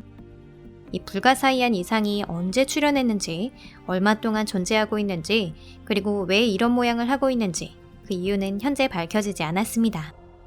카시니 탐사는 여러 번 연장되어 많은 흥미로운 데이터를 얻어냈습니다. 하지만 2017년 이 탐사선은 이미 자원을 거의 소진시킨 것으로 밝혀졌는데요. 카시니는 이때 이미 20년이나 우주에 있던 상태였습니다. 어쩌면 이 채널을 보고 계신 여러분이 살아온 기간보다 더 긴 시간일 수도 있습니다. 9월 15일, 카시니는 토성의 하층 대기압으로 인해 파괴되었습니다. 하지만 마지막 순간까지 화상을 보내주었어요. 이 사건 직후에 토성의 유명한 링이나 농밀한 대기의 구름을 포착한 멋진 아트가 인터넷상으로 퍼져나가는데요. 카시니의 마지막 영상이라고 알려진 이 아트를 많은 사람들이 진짜라고 믿었습니다. 그중에는 전문적으로 영상을 제작하고 있는 사람도 있었는데 사실 이는 단순한 일러스트에 지나지 않았습니다. 카시니가 실제로 보낸 마지막 이미지는 바로 이것입니다. 진짜 실물 사진이지만 그렇게 아름답다고 할 수는 없습니다. 이번에 소개한 탐사선은 우리에게 매우 귀중한 정보를 가져다 주었습니다. 이로 인해 우리는 의문에 대한 대답을 얻을 수 있었을 뿐만 아니라 아직 대답을 찾지 못한 새로운 의문이나 수수께끼도 대량으로 손에 넣었습니다. 어쩌면 앞으로의 탐사를 통해 얻을 데이터가 그 답을 가르쳐 줄지도 모르겠네요. 꼭 그랬으면 좋겠습니다. 이번에는 태양계 중에서도 특히 신기한 볼거리 중 하나인 토성의 고리에 대해 이야기해 보겠습니다. 지금까지 토성의 연구는 어떻게 진행되어 왔고 어떤 수수께끼가 숨겨져 있을까요? 제6행성의 양치기 위성이라고 불리는 천체가 있는 이유는 무엇일까요? 토성의 고리는 모두 몇 개일까요? 그리고 왜 수를 세는 것이 어려울까요? 지금부터 이 대답과 그 밖에도 많은 정보를 보내드리겠습니다. 어떻게 고리를 알았나? 토성에 고리가 있다는 걸 발견한 것은 갈릴레이입니다. 다만 안타깝게도 그의 망원경 성능이 너무 낮았기 때문에 링 모양이 아닌 토성 좌우로 두 장의 원반이 있는 것처럼 보였는데요. 그는 자신의 발견에 대해 최고의 새쌍둥이 행성을 관측했다고 발언했습니다. 토성의 고리가 수수께끼 같은 쌍둥이 행성이 아니라 링 형태라는 것을 확인하는 데 성공한 건 하위연스입니다. 갈릴레이의 발견으로부터 반세기 가까이 지난 일이죠. 그 조금 뒤인 1675년에는 카신이라는 또 다른 뛰어난 과학자에 의해 토성의 고리는 한 장의 구조가 아닌 틈새가 벌어져 있다는 사실이 처음으로 밝혀집니다. 이 틈새는 그의 이름을 붙여 카시니의 간극이라고 명명되었습니다. 그 후 3세기에 걸쳐 많은 과학자들이 토성의 고리에 대해 연구했습니다. 그렇게 실제로는 많은 링이 있다는 것과 한 장의 구조가 아닌 작은 얼음 입자들이 모여 있다는 것이 해명되었습니다. 하지만 토성의 고리에 탐사기가 보내지기 전까지는 링에 얽힌 많은 수수께끼가 미해결된 채로 남아 있었습니다. 처음으로 토성에 도달한 탐사선은 1979년 파이어니어 11호, 현 시점에서 마지막 탐사기는 카시니입니다. 사실 앞으로 소개해드릴 정보의 대부분이 이들 탐사선에서 가져온 겁니다. 이외에도 스피처 등 우주 망원경으로부터도 흥미로운 정보를 많이 얻을 수 있었습니다. 반지의 제왕. 첫 번째로 이름 짓는 방법에 대해 조금 설명해 두도록 하겠습니다. 토성의 고리 중 가운데 큰 것은 본체로부터 가까운 순서가 아닌 발견 순으로 라틴 알파벳 문자가 할당되어 있습니다. 외계 행성 등도 이와 같은 원칙에 따라 명명되고 있는데요. 실로 이치에 맞는 명명법이지만 그 중에는 무슨 말인지 알기 어려운 분도 계실 것 같습니다. 자, 거대 행성이라면 모두 링이 있는데 가장 크고 아름다운 건 바로 토성의 고리라 할 수 있을 겁니다. 고리의 성분은 얼음이나 눈의 작은 결정이 대부분이며 건물이나 거대한 암석만한 크기의 무너지기 쉬운 큰 눈덩어리 같은 것도 포함되어 있습니다. 모두 우주치고는 매우 느린 속도로 토성 주위를 돌며 정기적으로 부딪히고 있습니다. 토성의 고리는 상당히 넓지만 두께는 30m도 되지 않습니다. 고리의 구조는 불안정한 데다 정기적으로 층으로 나뉘며 작은 고리나 소용돌이, 파도가 나타났다가 사라지고 있습니다. 토성에 가장 가까운 위치에 있는 것은 1933년에 발견된 D고리입니다. 이는 폭 7,500km 정도의 어둡고 얇은 링인데요. D고리의 가장자리는 토성의 중심에서 67,000km 떨어진 곳에서 시작하여 서서히 토성의 대기로 옮겨갑니다. D고리는 토성의 중력의 영향을 가장 강하게 받고 있고 높이 20m의 파도나 기묘한 무늬까지 생겨나고 있습니다. 토성의 중심에서 74,500km 거리까지 D고리는 거의 끊임없이 C고리로 이동합니다. 1850년에 발견된 C고리는 D고리보다 폭이 넓고 밝은데요. A고리나 B고리와 비교하면 어두워 보입니다. C고리의 길이는 17,500km로 큰 틈새가 몇 개 보입니다. 그 틈새 중 하나가 콜롬보의 공극이에요. 여기에는 토성 최대의 위성인 타이탄과 공명 상태에 있는 링릿이라고 불리는 좁은 링이 있습니다. 무엇 때문에 생기는 현상인지는 과학자들도 답하지 못하고 있습니다. D고리의 바깥쪽에는 B고리가 있습니다. 이게 가장 밝은 링입니다. 이 B고리에는 S2009S1이라는 크기 200m 정도의 천체가 있습니다. 불규칙한 모양의 돌로 기존에 알려진 위성 중 토성과 가장 가까운 위치에 있습니다.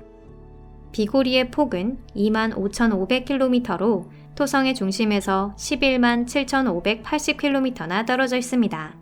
카시니의 간극이라는 큰 틈새로 인해 A고리와 격리되어 있는 것입니다. B고리의 가장자리에는 링 본체보다 훨씬 두꺼운 높이 2km 정도의 기묘한 구조를 볼 수 있습니다. 이 구조의 성질이나 기원에 대해선 자세히 알려져 있지 않습니다. 토성의 추분 때 다른 링의 그림자가 드리워진 것을 통해 발견되었습니다. B고리에는 또 한 가지 특이한 볼거리가 있는데요. 바로 스포크라 불리는 구조입니다. 스포크는 보는 각도에 따라 밝아 보이거나 어두워 보이는 것이 특징입니다. 스포크는 보이저에 의해 발견된 이후 과학자들은 그 정체의 골머리를 알아왔습니다. 그것을 웃도는 성과를 거둔 탐사선 카시니조차 이 수수께끼를 풀 실마리를 찾지 못하고 있습니다. 카시니의 간극과 바깥쪽으로 이어지는 건 A고리입니다. 갈릴레이와 하위연스가 관측한 건 B고리와 이 A고리였을 거라 추정되는데요. A고리의 폭은 14,500km가 조금 넘는 정도로 B고리만큼은 넓지 않습니다. 다만 그 대신 두께가 30m 정도나 되어서 토성의 고리 중 가장 두껍다고 알려져 있습니다. A고리에는 판, 다프니스, 아틀라스 등 토성의 위성이 몇 개 보입니다. 또 A고리와 B고리에는 문넷이라고 불리는 작은 위성이 몇 개 발견되고 있는데요. 이것은 크기 100m 정도의 돌로 링을 구성하는 입자보다는 크지만 궤도상의 천체를 배제할 수 있을 만한 질량은 없습니다.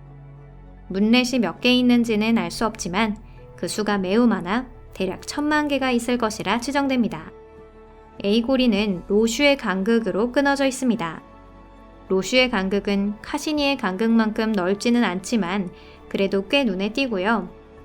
그 바깥쪽 토성의 중심에서 14만 킬로미터 이상 떨어진 곳에 가늘고 잘 눈에 띄지 않는 F고리가 있습니다. 이것은 1979년에 파이어니어 11호에 의해 발견된 링입니다. 각종 추정에 따르면 F고리의 폭은 30에서 500km로 알려져 있습니다. 또한 F고리는 가장 활동적인 링인데요. 그렇게 말할 수 있는 이유는 프로메테우스와 판도라라는 F고리 근처의 궤도를 가진 두 개의 토성의 위성이 F고리에 강한 영향을 주고 있기 때문입니다. 이 두 위성의 중력에 의해 F고리에는 매듭이나 루프와 같은 구조가 형성되어 있어 그 외관은 몇 시간 만에 몰라보게 달라질 정도입니다. 프로메테우스와 판도라는 양치기 위성이라고도 불리고요. 안타깝게도 이들 위성으로 인해 F고리는 끊임없이 물질을 계속 도둑맞고 있습니다. F고리가 이렇게 가느다란 이유는 바로 여기에 있는 것 같습니다. 앞으로 200만 년 정도 지나면 F고리는 완전히 소멸되어 버릴 것입니다. F고리와 다음 G고리 사이에는 야누스 에피메테우스 고리가 있습니다. 이 링은 과거 두 개의 위성이 다양한 천체와 충돌했을 때 깨지면서 생겨난 미세한 잔돌을 성분으로 삼고 있습니다. G고리는 매우 가늘고 불완전해서 아치의 형태를 띠고 있다고 볼 수 있습니다. 알파벳이 붙은 링 중에 가장 바깥에 있는 것이 E고리인데요. 그 내연은 토성의 중심에서 18만 1000km 거리에 있습니다. 링의 폭은 30만 km가 넘습니다. E고리의 형성에는 간헐천이나 얼음 화산이 있는 것으로 알려진 토성 최대의 위성 엔셀라두스가 관여했다고 추측해 볼 수 있습니다. 이 위성의 간헐천이나 얼음 화산이 수십억 년에 걸쳐 우주 공간에 물질을 계속 방출하면서 일종의 흔적이 남은 것입니다. 2009년에는 가장 바깥쪽에 있는 마지막 링이 발견되었습니다.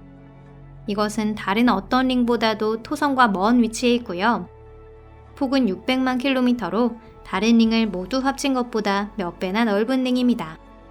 이 링에는 알파벳이 붙어 있지 않고 포에베 골이라고 불립니다.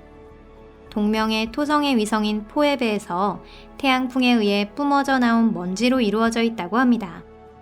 다른 링과 달리 포에베 고리는 어둡기 때문에 고성능 망원경을 사용하더라도 지구에서는 거의 볼 수 없습니다.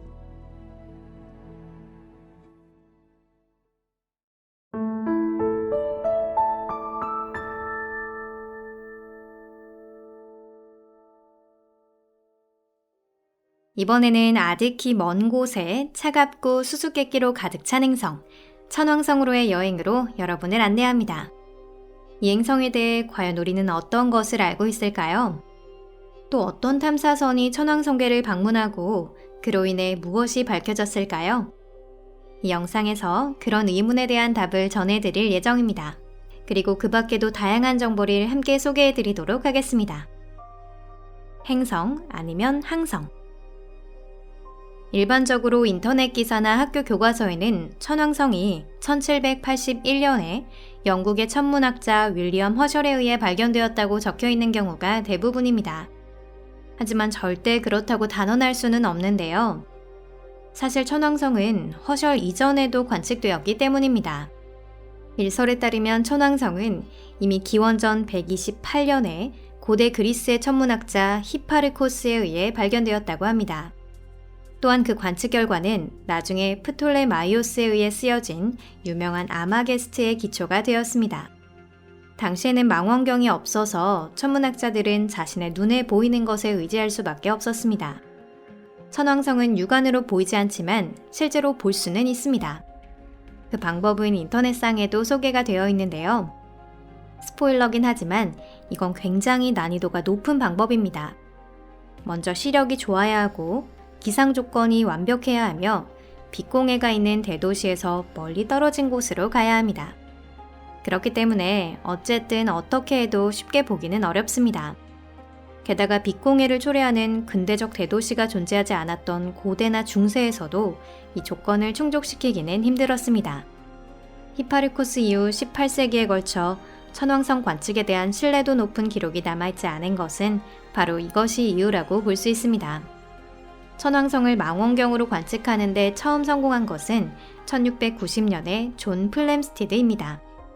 다만 그는 이것을 항성이라고 생각하고 황소자리 34번 별이라고 명명했습니다. 플램스티드가 그렇게 생각한 것도 무리는 아닌데요. 천왕성은 태양에서 매우 멀리 떨어져 있으며 1회 공전에 84년이 소요됩니다. 그가 태양에서 가장 멀다고 인식했던 토성의 공전 주기와 비교해도 상당히 오랜 시간이라고 할 수 있습니다. 플램스티드가 천왕성을 행성이 아닌 항성이라고 생각한 것은 천왕성의 속도가 너무나도 느려서 하늘을 이동하고 있다는 사실을 몰랐기 때문일 수도 있습니다. 천왕성의 관측에 그치지 않고 그것이 행성임을 제대로 인식한 역사상 최초의 인물은 허셜입니다. 이건 분명한 그의 공적이에요. 또한 허셜은 정밀도가 높은 망원경을 사용함으로써 제7행성에 티타니아와 오베론이라는 두 개의 큰 위성을 발견하는 데도 성공했습니다. 게다가 그는 1789년의 시점에서 천왕성에 링이 있다는 걸 이미 간파하고 있었습니다. 그의 예상이 맞았다는 것이 실제로 확인된 것은 그로부터 200년 뒤인 1979년의 일입니다. 제7행성의 세계. 허셜 이후 우리는 2세기에 걸쳐 망원경으로 천왕성을 관찰해왔습니다. 그리고 많은 정보를 얻을 수 있었죠. 예를 들어 1851년에는 윌리엄 러셀이 아리엘과 움브리엘이라는 두 개의 대형 위성을, 1948년에는 카이퍼가 미란다를 발견하기도 했습니다. 과거에는 천왕성에 단단한 지표면이 있어 혹한이더라도 생명이 존재할 수 있을 거라 생각하는 사람도 있었습니다. 하지만 20세기 전반에는 이미 천왕성이 거대 가스 행성, 보다 정확하게 말하면 거대 얼음 행성이며 단단한 지표면을 갖지 않는다는 견해를 대부분의 과학자들이 지지하는 상태였습니다. 또한 천왕성의 화학 조성도 확인할 수 있었는데요. 천왕성의 주성분은 수소, 헬륨, 메탄입니다. 또한 그 대기 중에는 메탄, 암모니아, 물 등 많은 얼음이 포함되어 있어 그 결정이 수킬로미터에 이르는 농밀한 구름을 만들어내고 있습니다. 그리고 20세기 중반에는 천왕성이 매우 특이하게 회전하고 있다는 사실을 알게 되는데요. 천왕성의 자전축은 궤도면에 대해 크게 기울어져 있습니다. 옆으로 쓰러진 채 고개를 약간 숙이고 회전하고 있다라는 표현이 가장 이해하기 쉬우실 겁니다. 당시엔 이 현상의 원인이 무엇인지 알지 못했습니다. 그리고 지금도 전문가들은 통일된 견해를 얻지 못하고 있습니다. 그런 천왕성의 지식과 함께 맞이한 1986년, 바로 이해에 유명한 보이저 2호가 제7행성에 도달해 무려 8만 킬로미터가 조금 넘는 곳을 통과했습니다. 천왕성에 접근해 지구로 사진을 전송한 최초의, 그리고 현 시점 기준으로 유일한 탐사선이 바로 보이저 2호입니다. 보이저 2호를 통해 천왕성의 밤낮과 계절이 어떻게 바뀌는지 그 특징을 자세히 살펴볼 수 있었습니다. 이전부터 천문학자들 사이에서는 자전축이 이렇게나 기울어져 있으니 밤낮에도 이상이 있을 거라고 생각했는데요. 하지만 그것이 어떤 이상인지에 대해서는 추측하기 어려웠습니다. 천왕성의 자전주기는 17시간 남짓입니다. 다만 하지 무렵에는 적도 바로 아래의 위도대에 한해 낮과 밤이 급속히 교체됩니다. 이 시기에 천왕성은 태양을 향해 한쪽 극만을 향하고 있습니다. 그래서 하지 무렵 극이 태양 쪽에 있는 방구에서는 거의 저녁에서 긴 낮이 계속됩니다. 반면 반대편 방구에서는 끝없이 긴 밤이 이어지죠. 천왕성의 대부분의 지역에서 자전에 따른 통상적인 밤낮의 변화를 볼 수 있는 것은 춘분, 추분 기간뿐입니다. 이때 태양은 적도 정면을 향해 있습니다. 현재 천왕성은 추분을 지난 지 이미 15년이 지났고 서서히 동지에 가까워지고 있습니다. 천왕성이 동지를 맞는 것은 2028년일 것으로 예정되어 있습니다. 또한 보이저 2호는 천왕성의 위성을 자세히 조사하는 데도 성공했습니다. 이 탐사선에 의해 제7행성에 몇 개 새로운 위성이 발견되었는데요. 이때 발견된 위성은 어떤 것도 특별한 변화가 없는 작은 돌멩이인 것으로 밝혀졌습니다. 천왕성에는 많은 위성이 있지만 모두 소형입니다. 최대 위성인 티타니아의 지름은 불과 1500km 정도에 불과합니다. 달이나 가니메데와 비교하면 작은 존재라고 할 수 있죠. 보이저 2호의 촬영으로 인해 새롭게 태어난 수수께끼가 하나 더 있습니다. 바로 위성 미란다인데요. 미란다는 천왕성의 위성으로 약간 불규칙한 모양의 구형과 가까운 소형 천체입니다. 평균 반경은 대략 235km입니다. 미란다의 존재는 보이저 2호 이전부터 알려져 있었지만 보이저가 촬영한 이미지는 전문가들에게 당혹감을 주었습니다. 바로 얼기설기 만들어진 것처럼 생긴 미란다의 겉모습 때문이었는데요. 미란다의 표면에는 밝은 부분과 어두운 부분이 많이 존재하며 전체적으로 산과 갈라진 균열이 가득 분포하고 있습니다. 왜 그렇게 됐는지에 대해서는 아직 밝혀지지 않았습니다. 보이저 2호가 천왕성을 찾기 얼마 전 이 행성에서 링이 발견되었는데요. 이 링에 관해서도 이 탐사선 덕분에 많은 정보를 얻을 수 있었습니다. 링의 대부분은 불투명했고 폭은 수킬로미터 미만, 주성분은 티끌과 작은 암석인 것으로 나타났습니다. 현 시점에서 천왕성에는 13개의 링이 발견되었습니다. 앞으로 뭘 알아낼 수 있을까? 조금 전에도 말씀드렸듯이 보이저 2호는 천왕성과 그 위성을 성공적으로 촬영한 최초의 탐사선이자 현 시점에서 유일한 탐사선이기도 합니다. 그 후 보이저는 우리에게 새로운 정보와 새로운 수수께끼를 남기고 더 멀리 떠났습니다. 현재 천왕성 궤도선 및 탐사정이라는 새로운 천왕성 탐사 미션이 계획되어 있습니다. 탐사선 발사는 2031년으로 예정되어 있고요. 이 미션에서는 제7행성을 더욱 자세히 조사하는 동시에 많은 과학자들을 고민하게 하는 수수께끼의 답을 찾아갈 계획입니다. 수수께끼 중 하나는 방금 소개해드린 미란다이고요. 그리고 두 번째 수수께끼는 천왕성의 자전 문제입니다. 어쩌면 제7행성이 태어난 지 얼마 되지 않았을 때 대형 천체와 충돌한 것과 관련이 있을지 모르지만 이에 관해서는 추가 조사가 필요할 것으로 보입니다. 또 다른 수수께끼는 천왕성의 온도입니다. 이 행성에서는 극이 적도 지역보다 더 많은 태양광을 받고 있는데 신기하게도 적도가 더 따뜻합니다. 이 원인으로 무엇이 관여하고 있는지에 대해서도 통일된 견해를 얻지 못하는 상태입니다. 여러분도 이미 짐작하고 계시겠지만 앞으로는 더 많은 흥미로운 발견들이 우리를 기다리고 있을 겁니다.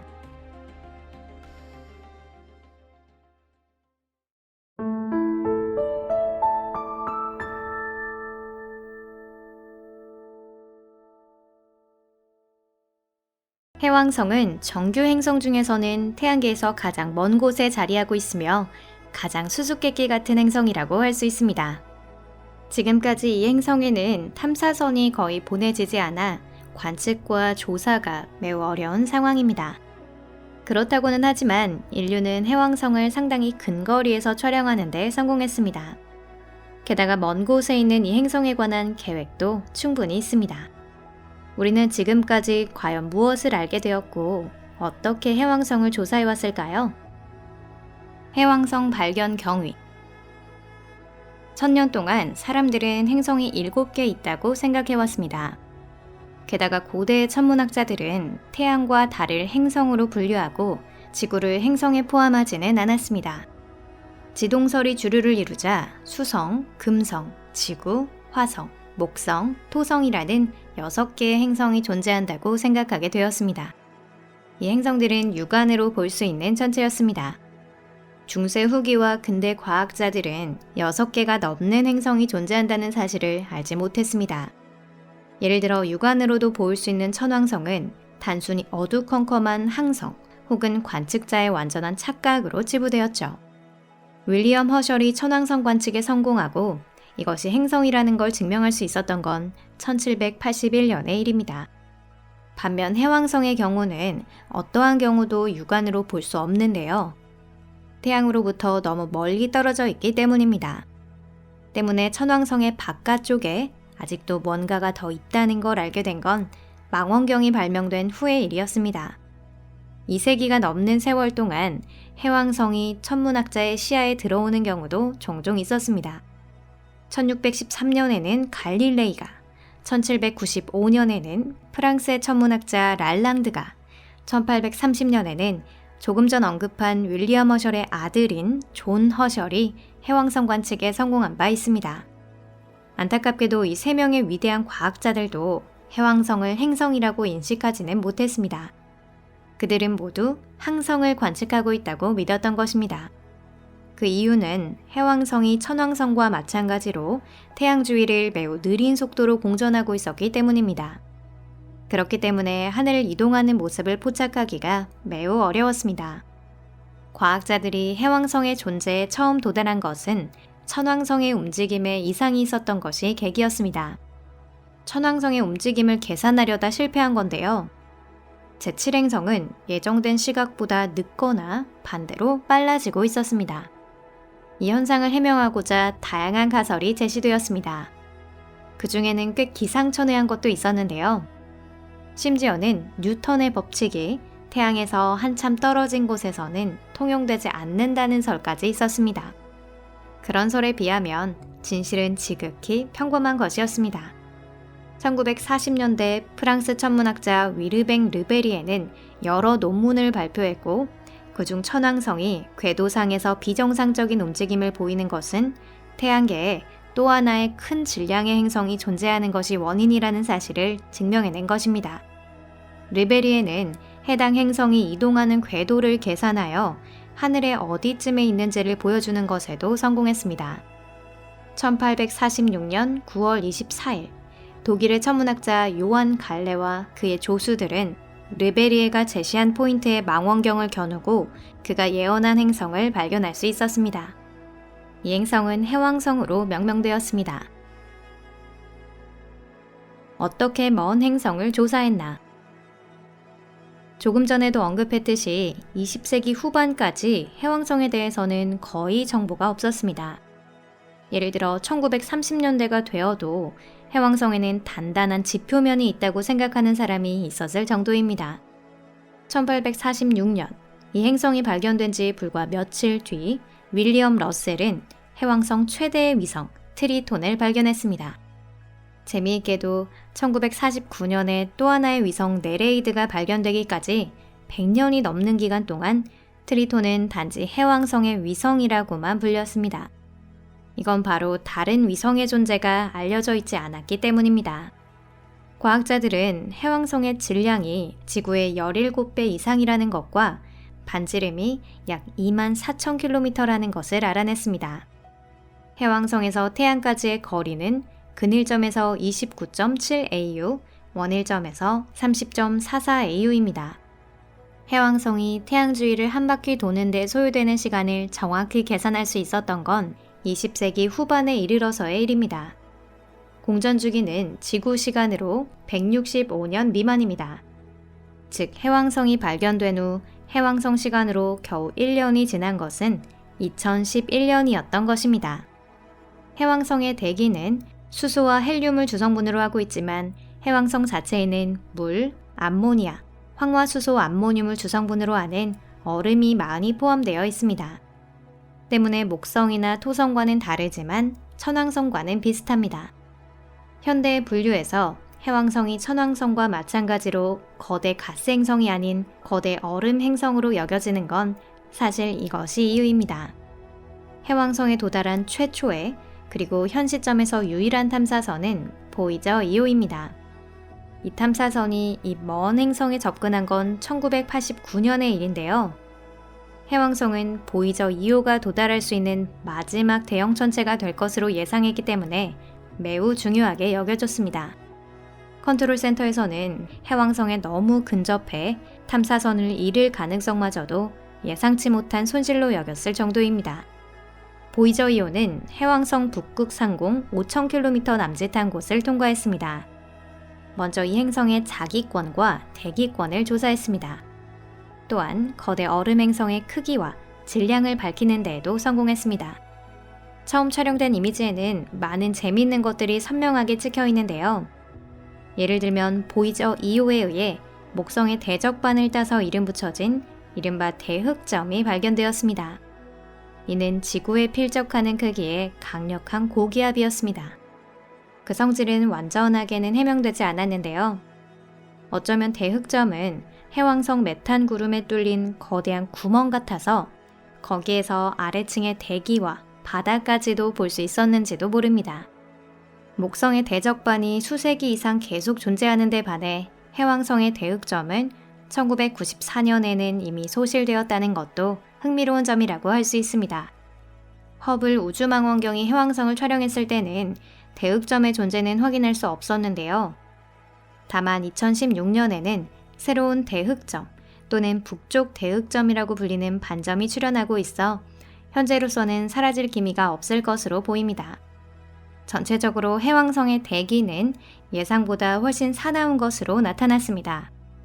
이 행성에서는 태양계에서 가장 강한 바람이 일반적으로 동쪽에서 서쪽으로 불고 있습니다. 무엇이 원인으로 해왕성에 폭풍이 몰아치고 있는지는 모르겠지만 이 행성 깊숙한 곳에서 일어나고 있는 프로세스와 어떤 관계가 있는지도 모릅니다. 또 보이저 2호는 해왕성의 오로라를 관측하는 데도 성공했습니다. 오로라 발생 메커니즘은 지구와 동일하지만 단연컨대 해왕성이 훨씬 더 강력하고 훨씬 더 아름다울 겁니다. 두 눈으로 직접 볼 수 없다는 게 아쉽다는 말을 들을 정도입니다. 보이저 2호는 해왕성의 위성에도 많은 관심을 기울였습니다. 특히 트리톤을 조사해서 놀라운 얼음 간헐전과 화산을 전 세계에 알렸습니다. 1989년 현재 존재가 확정된 해왕성의 위성은 트리톤과 네레이드 2개뿐이었는데요. 또 다른 위성 라리사에 관해서는 모순되는 데이터도 존재했지만 보이저 2호에 의해 라리사의 존재가 확인되었고 나아가 나이아드, 타라사, 데스피나, 갈라테아, 프로테우스라는 몇몇 새로운 위성도 발견되었습니다. 다만 이 위성들은 작은 우주의 암석처럼 생겼고요. 특별히 재미있는 부분은 없습니다. 유해왕성 조사는 지상과 우주 두 망원경만을 사용하여 이루어지게 되었습니다. 현 시점에서 제8행성에 다양한 탐사선을 보내는 계획은 몇 가지 존재하고 있지만 현재 어느 것도 발사에 이르지는 못했습니다. 제8행성은 아직도 많은 수수께끼를 간직하고 있습니다. 가까운 장래에 그 수수께끼가 풀리기를 바랍니다.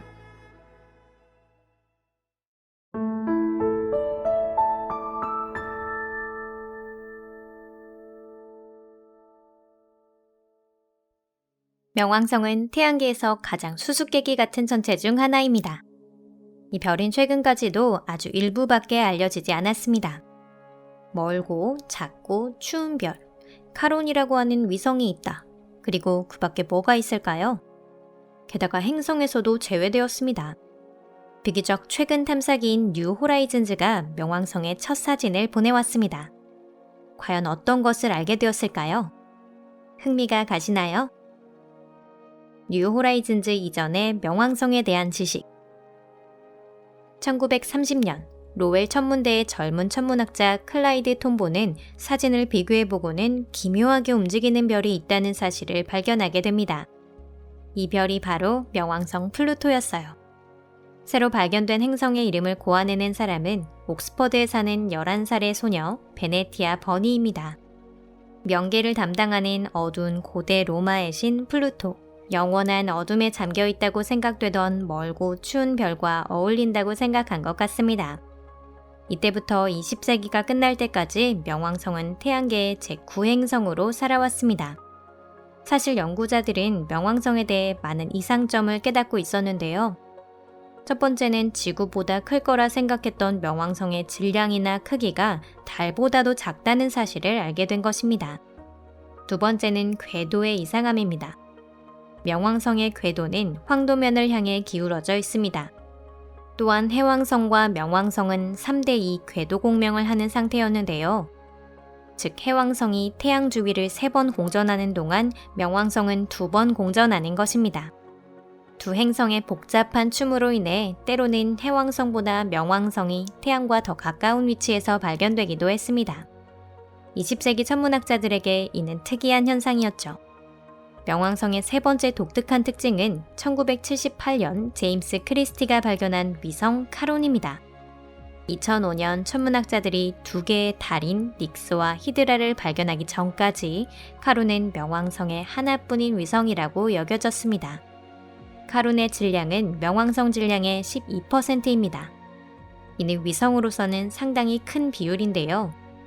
지구에 대한 달의 질량 비율이 겨우 1.23%입니다. 이 상관관계로 인해 명왕성과 카론의 공통중심은 명왕성 바깥에 있으며 명왕성은 카론을 향해 또한 카론도 명왕성을 향해 항상 같은 면을 향하고 있습니다. 이 때문에 많은 학자들이 행성과 위성이 아닌 명왕성 카론 이중행성계라고 불렀습니다.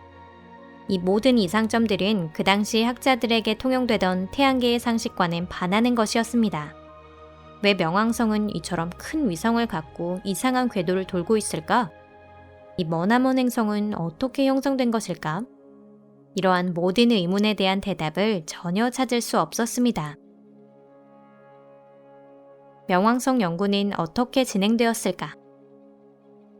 명왕성은 언제나 천문학자들의 뜨거운 관심을 불러일으켰습니다. 1977년 발사된 보이저 1호가 명왕성 부근을 지나면서 관측하려는 계획도 세워졌었는데요. 하지만 결국 토성의 타이탄 조사 쪽으로 방향을 전환하는 바람에 기회를 놓치게 됩니다. 그 후 수십 년 동안 명왕성은 천체 망원경으로만 관측되었습니다. 1992년 인류는 최초로 카이퍼대 천체인 소행성 알비온을 발견하게 되고요. 그 후 비슷한 천체와 준행성이 몇 개 더 발견되었는데 그 중에는 명왕성보다 조금 더 작은 앨리스와 오르쿠스도 포함되어 있었습니다. 태양계의 이 부분에 그런 천체가 하나만 있는 것이 아니라는 사실이 밝혀진 것이죠. 이것이 2006년 행성의 수가 8개로 돌아온 수많은 이유 중에 하나랍니다. 명왕성은 준행성으로 강등되었습니다. 이것에 대해서는 다른 영상에서 이미 설명을 드렸어요. 명왕성에 새로운 탐사선을 보낸다는 이야기가 나오기 시작한 것은 1990년대 후반의 일입니다. 플루토 카이퍼 익스프레스로 명명할 예정이었지만 2000년 나사는 이 또한 파견을 중지하게 되는데요. 명왕성을 향해 뉴 호라이즌즈가 여행을 떠난 것은 2006년 1월 19일의 일입니다. 2015년 탐사선은 명왕성 카론에 접근하여 마치 파파라치처럼 다양한 각도에서 그 모습을 촬영했습니다. 데이터 전송 장치의 열화는 탐사선이 감내해야 할 중대한 문제 중 하나였습니다. 뉴 호라이즌즈는 목성 부근에서는 초당 38kb로 정보를 송신했고요. 하지만 명왕성 궤도에 오른 후엔 이보다 훨씬 느린 초당 768비트로 보내졌습니다. 여러분이 인스타에 몇 장의 셀카 사진을 올린다고 가정했을 때 만약 그게 23MB라면 업로드에 수시간이나 걸리는 셈입니다.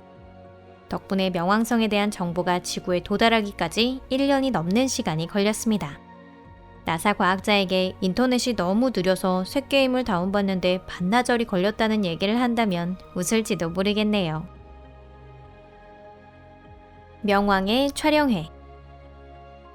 마침내 길고 지루한 데이터 통신이 완료되고 훌륭한 해상도를 가진 명왕성과 카론의 사진이 연구진들에게 도착했습니다. 그 별들의 표면을 모두 맵에 사용할 수는 없었는데요. 고위도 지역은 극야를 막고 있었기 때문입니다. 그래도 상당히 훌륭한 성과입니다. 우리 눈에 비친 명왕성은 쓸쓸한 회색의 황야였습니다. 그곳은 이전에 우리가 생각했던 것만큼 어둡지 않았습니다. 명왕성 하늘에 뜬 태양은 작지만 식별이 가능하고 지구 밤하늘에 뜬 보름달보다 밝았습니다. 하지만 그곳은 춥고 숨쉴 공기도 없었어요. 예상하고만 있던 사실들이 확인이 된 것입니다. 우주 공간에서 보이는 가장 흥미로운 지형 중 하나는 거대한 하트 모양입니다. 이곳의 표면에 낙서를 남긴 게 어떤 사랑스러운 우주 생물이었는지는 알 수 없지만 매우 아름다운 모습이네요. 하트는 톰보 지역이라고 불리게 되었습니다. 약 1590km에 이르는 크기예요.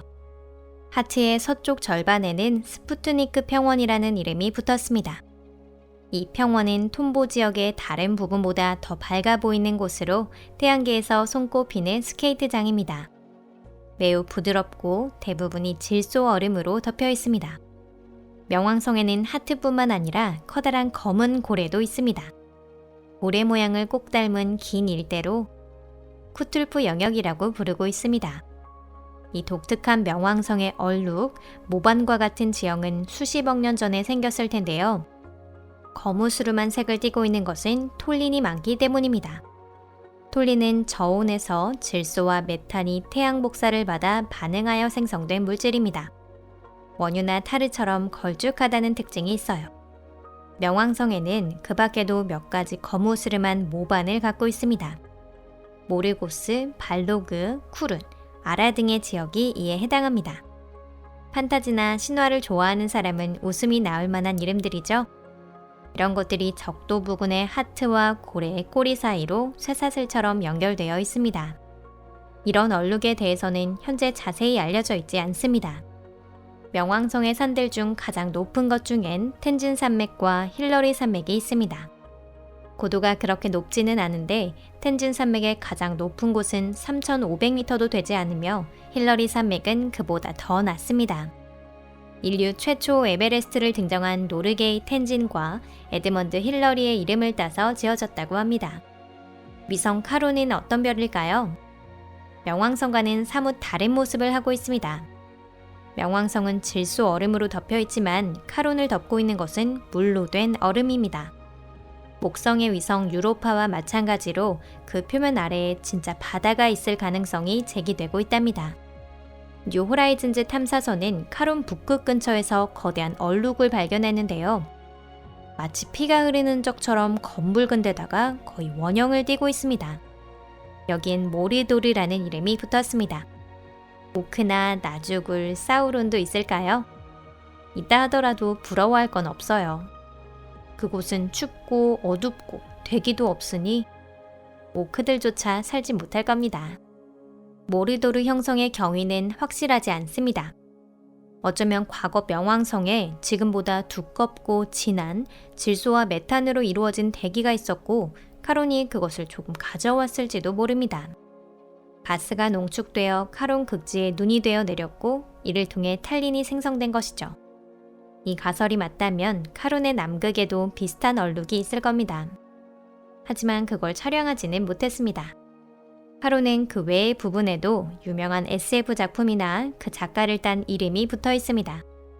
예를 들어 스타워즈의 루크 스카이워커, 다스베이더, 레아 오르가나의 성을 딴 크레이터가 그렇고 닥터호에 등장하는 행성 갈리프레이라는 이름의 어두운 반점, 외계인의 노스트로모 호를 딴 노스트로모 계곡 등이 그렇습니다.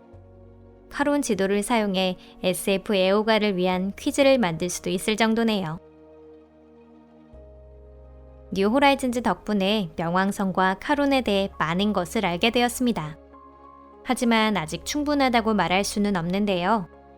다음 탐사선이 보내진다면 더 많은 과제를 완수할 수 있을 것입니다. 우선은 뉴 호라이즌즈로 촬영할 수 없었던 부분에 지도가 생길 겁니다. 수많은 놀라운 발견들이 우리를 기다리고 있습니다.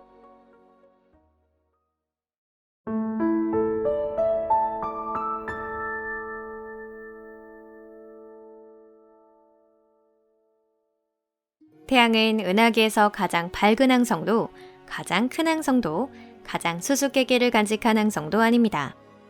태양은 은하계에서 가장 밝은 항성도, 가장 큰 항성도, 가장 수수께끼를 간직한 항성도 아닙니다. 태양이 없으면 지구의 생명은 존재할 수 없으니까요. 태고의 옛날부터 사람들은 태양을 숭배해 왔습니다.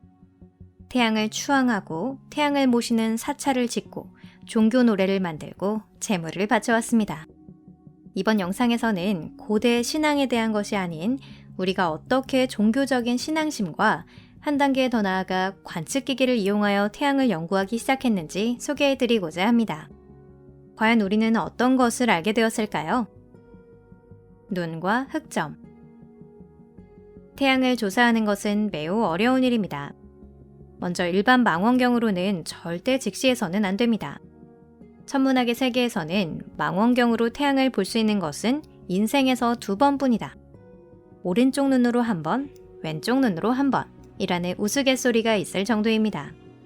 또한 태양광선은 지구 대기에 의해 거의 가려져 있기 때문에 우주 공간에 나가지 않으면 수집할 수 없는 데이터도 많습니다. 더 앞서 나가기 전에 이쯤에서 다시 본론으로 돌아올게요. 사람들은 태양이 신들의 놀이터가 아니라는 것을 오래전부터 알고 있었습니다. 예를 들어 율리아누스제 등 신플라톤주의를 표방하는 고대 로마의 신비주의자들은 신화를 비유가 아닌 말 그대로 해석하는 사람들을 비난했습니다. 물론 지금보다 훨씬 소박하긴 했지만 고대 사람들 중 태양이 장렬하는 천체라는 사실을 의심하는 사람은 더 이상 없었습니다. 예를 들어 고대 그리스 철학자 아낙사고라스는 태양은 펠로폰네소스보다 크다고 적기도 했습니다. 사실 크다는 말 자체엔 논란의 여지가 없습니다. 다만 그것이 어느 정도의 크기인지 아낙사고라스는 몰랐을 겁니다. 태양은 그리스의 작은 반도는커녕 지구 전체를 놓고도 비교할 수 없을 정도의 크기를 가지고 있으니 말입니다.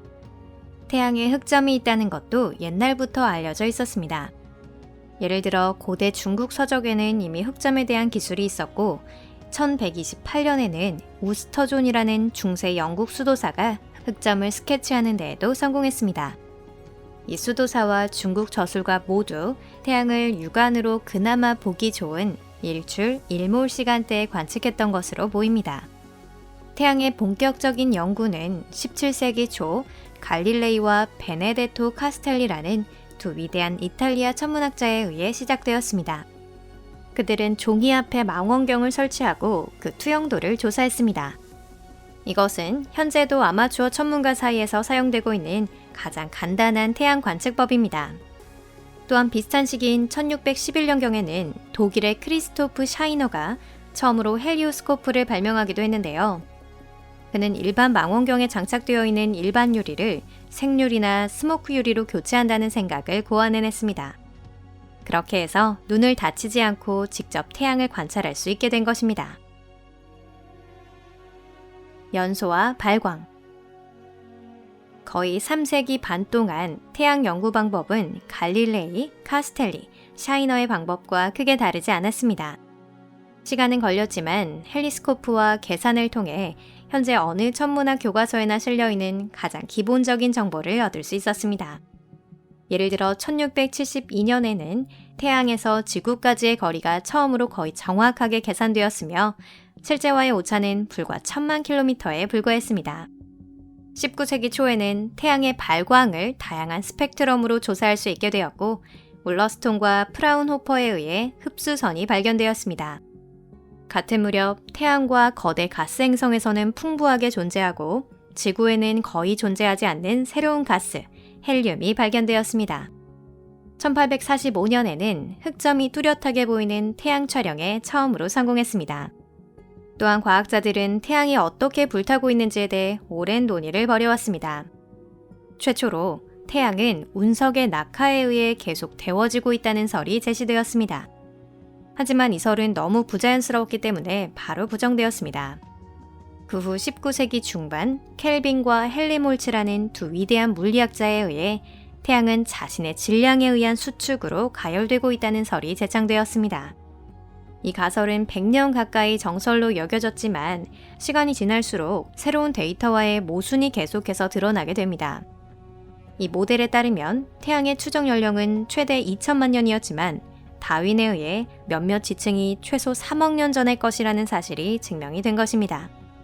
그리고 마침내 과학자들은 올바른 결론을 도출해냈습니다. 수축에 의한 가열 메커니즘은 확실히 존재하고 있었습니다. 항성이 태어날 때 빛을 발하고 행성이 장렬하는 핵을 얻는 것은 이 구조에 따른 것이었습니다. 하지만 그건 태양의 발광이나 연소 자체와는 관계가 없었습니다. 태양은 다른 항성과 마찬가지로 핵 내에서의 열핵 반응에 의해 연소되고 있었습니다. 이 가설은 1920년대에 러더포드가 제창하고 다른 과학자들에 의해 발전해온 것인데요.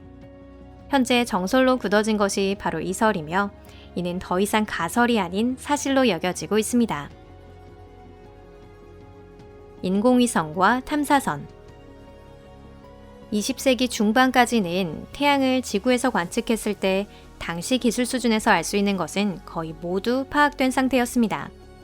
다행히도 바로 그 무렵 우주시대가 도래합니다. 그러면서 태양 연구도 새로운 시대를 맞이했습니다. 태양을 직접 관측할 목적으로 설계된 최초의 탐사선은 그 유명한 파이오니아 6호기부터 9호기까지입니다. 주요 임무 중 하나는 당시에는 아직 잘 알려지지 않았던 태양풍 조사였는데요. 파이오니아 9호는 1968년부터 1983년까지 가장 오래 가동되었습니다. 1970년대에는 탐사선 헬리오스와 스카이랩이 수성 궤도 근일점까지 태양에 접근했고 아주 가까운 거리에서 태양을 촬영하는 데 성공했습니다. 이 탐사선이 가장 흥미를 가졌던 부분은 코로나였는데요. 코로나는 태양의 대기 중 가장 수수께끼로 가득 차 있는 곳이었으며 온도는 2천만 도에 달하지만 매우 희박한 부분이었습니다. 이 탐사기를 통해 코로나 중 온도와 밀도가 가장 낮은 코로나 홀이라는 영역을 발견할 수 있었습니다. 코로나 홀은 다양한 자기 폭풍에 의해 태양 플라즈마의 일부가 우주 공간으로 방출되어 태양풍의 일부가 됨으로써 형성됩니다. 이후에도 다른 탐사기에 의해 태양 코로나 조사는 계속되었지만 모든 탐사기에 중대한 결점이 있었습니다. 모든 탐사선이 황도면에서 관찰하고 있었기 때문에 양극의 관측이 어려웠습니다. 이 문제를 해결한 것이 바로 1990년 발사된 율리시스입니다. 율리시스는 스윙바이를 하기 위해 먼저 목성에 접근했고 그 후 태양으로 향했습니다. 그리고 태양을 양극에서 조사하는 데 성공했고 그곳에서도 매우 많은 흥미로운 것들이 발견되었습니다. 예를 들어 태양의 자기권은 그전까지 과학자들이 예상했던 것보다 훨씬 복잡하다는 사실을 알게 되었고요. 또한 원인은 명확하지 않지만 적도 위보다 극역 쪽에서 태양풍이 약한 것으로 나타났습니다. 율리시스 이후에도 몇몇 탐사선이 보내졌고 그렇게 태양 코로나에 대한 더 많은 정보를 얻을 수 있었습니다. 하지만 안타깝게도 많은 문제가 아직 해결되지 않은 채 남아있는데요. 예를 들어 탐사선 상당수가 코로나를 메인으로 조사했음에도 왜 코로나가 이렇게 뜨거운지에 대해서는 알려지지 않았습니다. 실제로 코로나19는 대략 1500만 도에 달하는 것으로 알려진 태양의 핵보다 더 고온일 가능성이 있습니다. 이러한 의문을 해명하기 위해서는 추가적인 조사가 필요할 것입니다. 태양은 그 밖에도 수수께끼를 많이 품고 있습니다. 예를 들어 어두운 태양의 패러독스라고 불리는 문제가 그러한데요. 이는 계산에 의하면 성 캄브리아 시대의 지구에 물이 존재하기에는 태양의 열량이 너무 적다는 문제를 말합니다. 다만 이건 태양과도 지구와도 밀접하게 연관되어 있기 때문에 따로 영상을 제작할 필요가 있습니다. 관심이 있으시면 영상을 만들어 볼게요. 상수가 코로나를 메인으로 조사했음에도 왜 코로나가 이렇게 뜨거운지에 대해서는 알려지지 않았습니다. 실제로 코로나19는 대략 1500만 도에 달하는 것으로 알려진 태양의 핵보다 더 고온일 가능성이 있습니다. 이러한 의문을 해명하기 위해서는 추가적인 조사가 필요할 것입니다. 태양은 그 밖에도 수수께끼를 많이 품고 있습니다. 예를 들어 어두운 태양의 패러독스라고 불리는 문제가 그러한데요. 이는 계산에 의하면 성 캄브리아 시대의 지구에 물이 존재하기에는 태양의 열량이 너무 적다는 문제를 말합니다.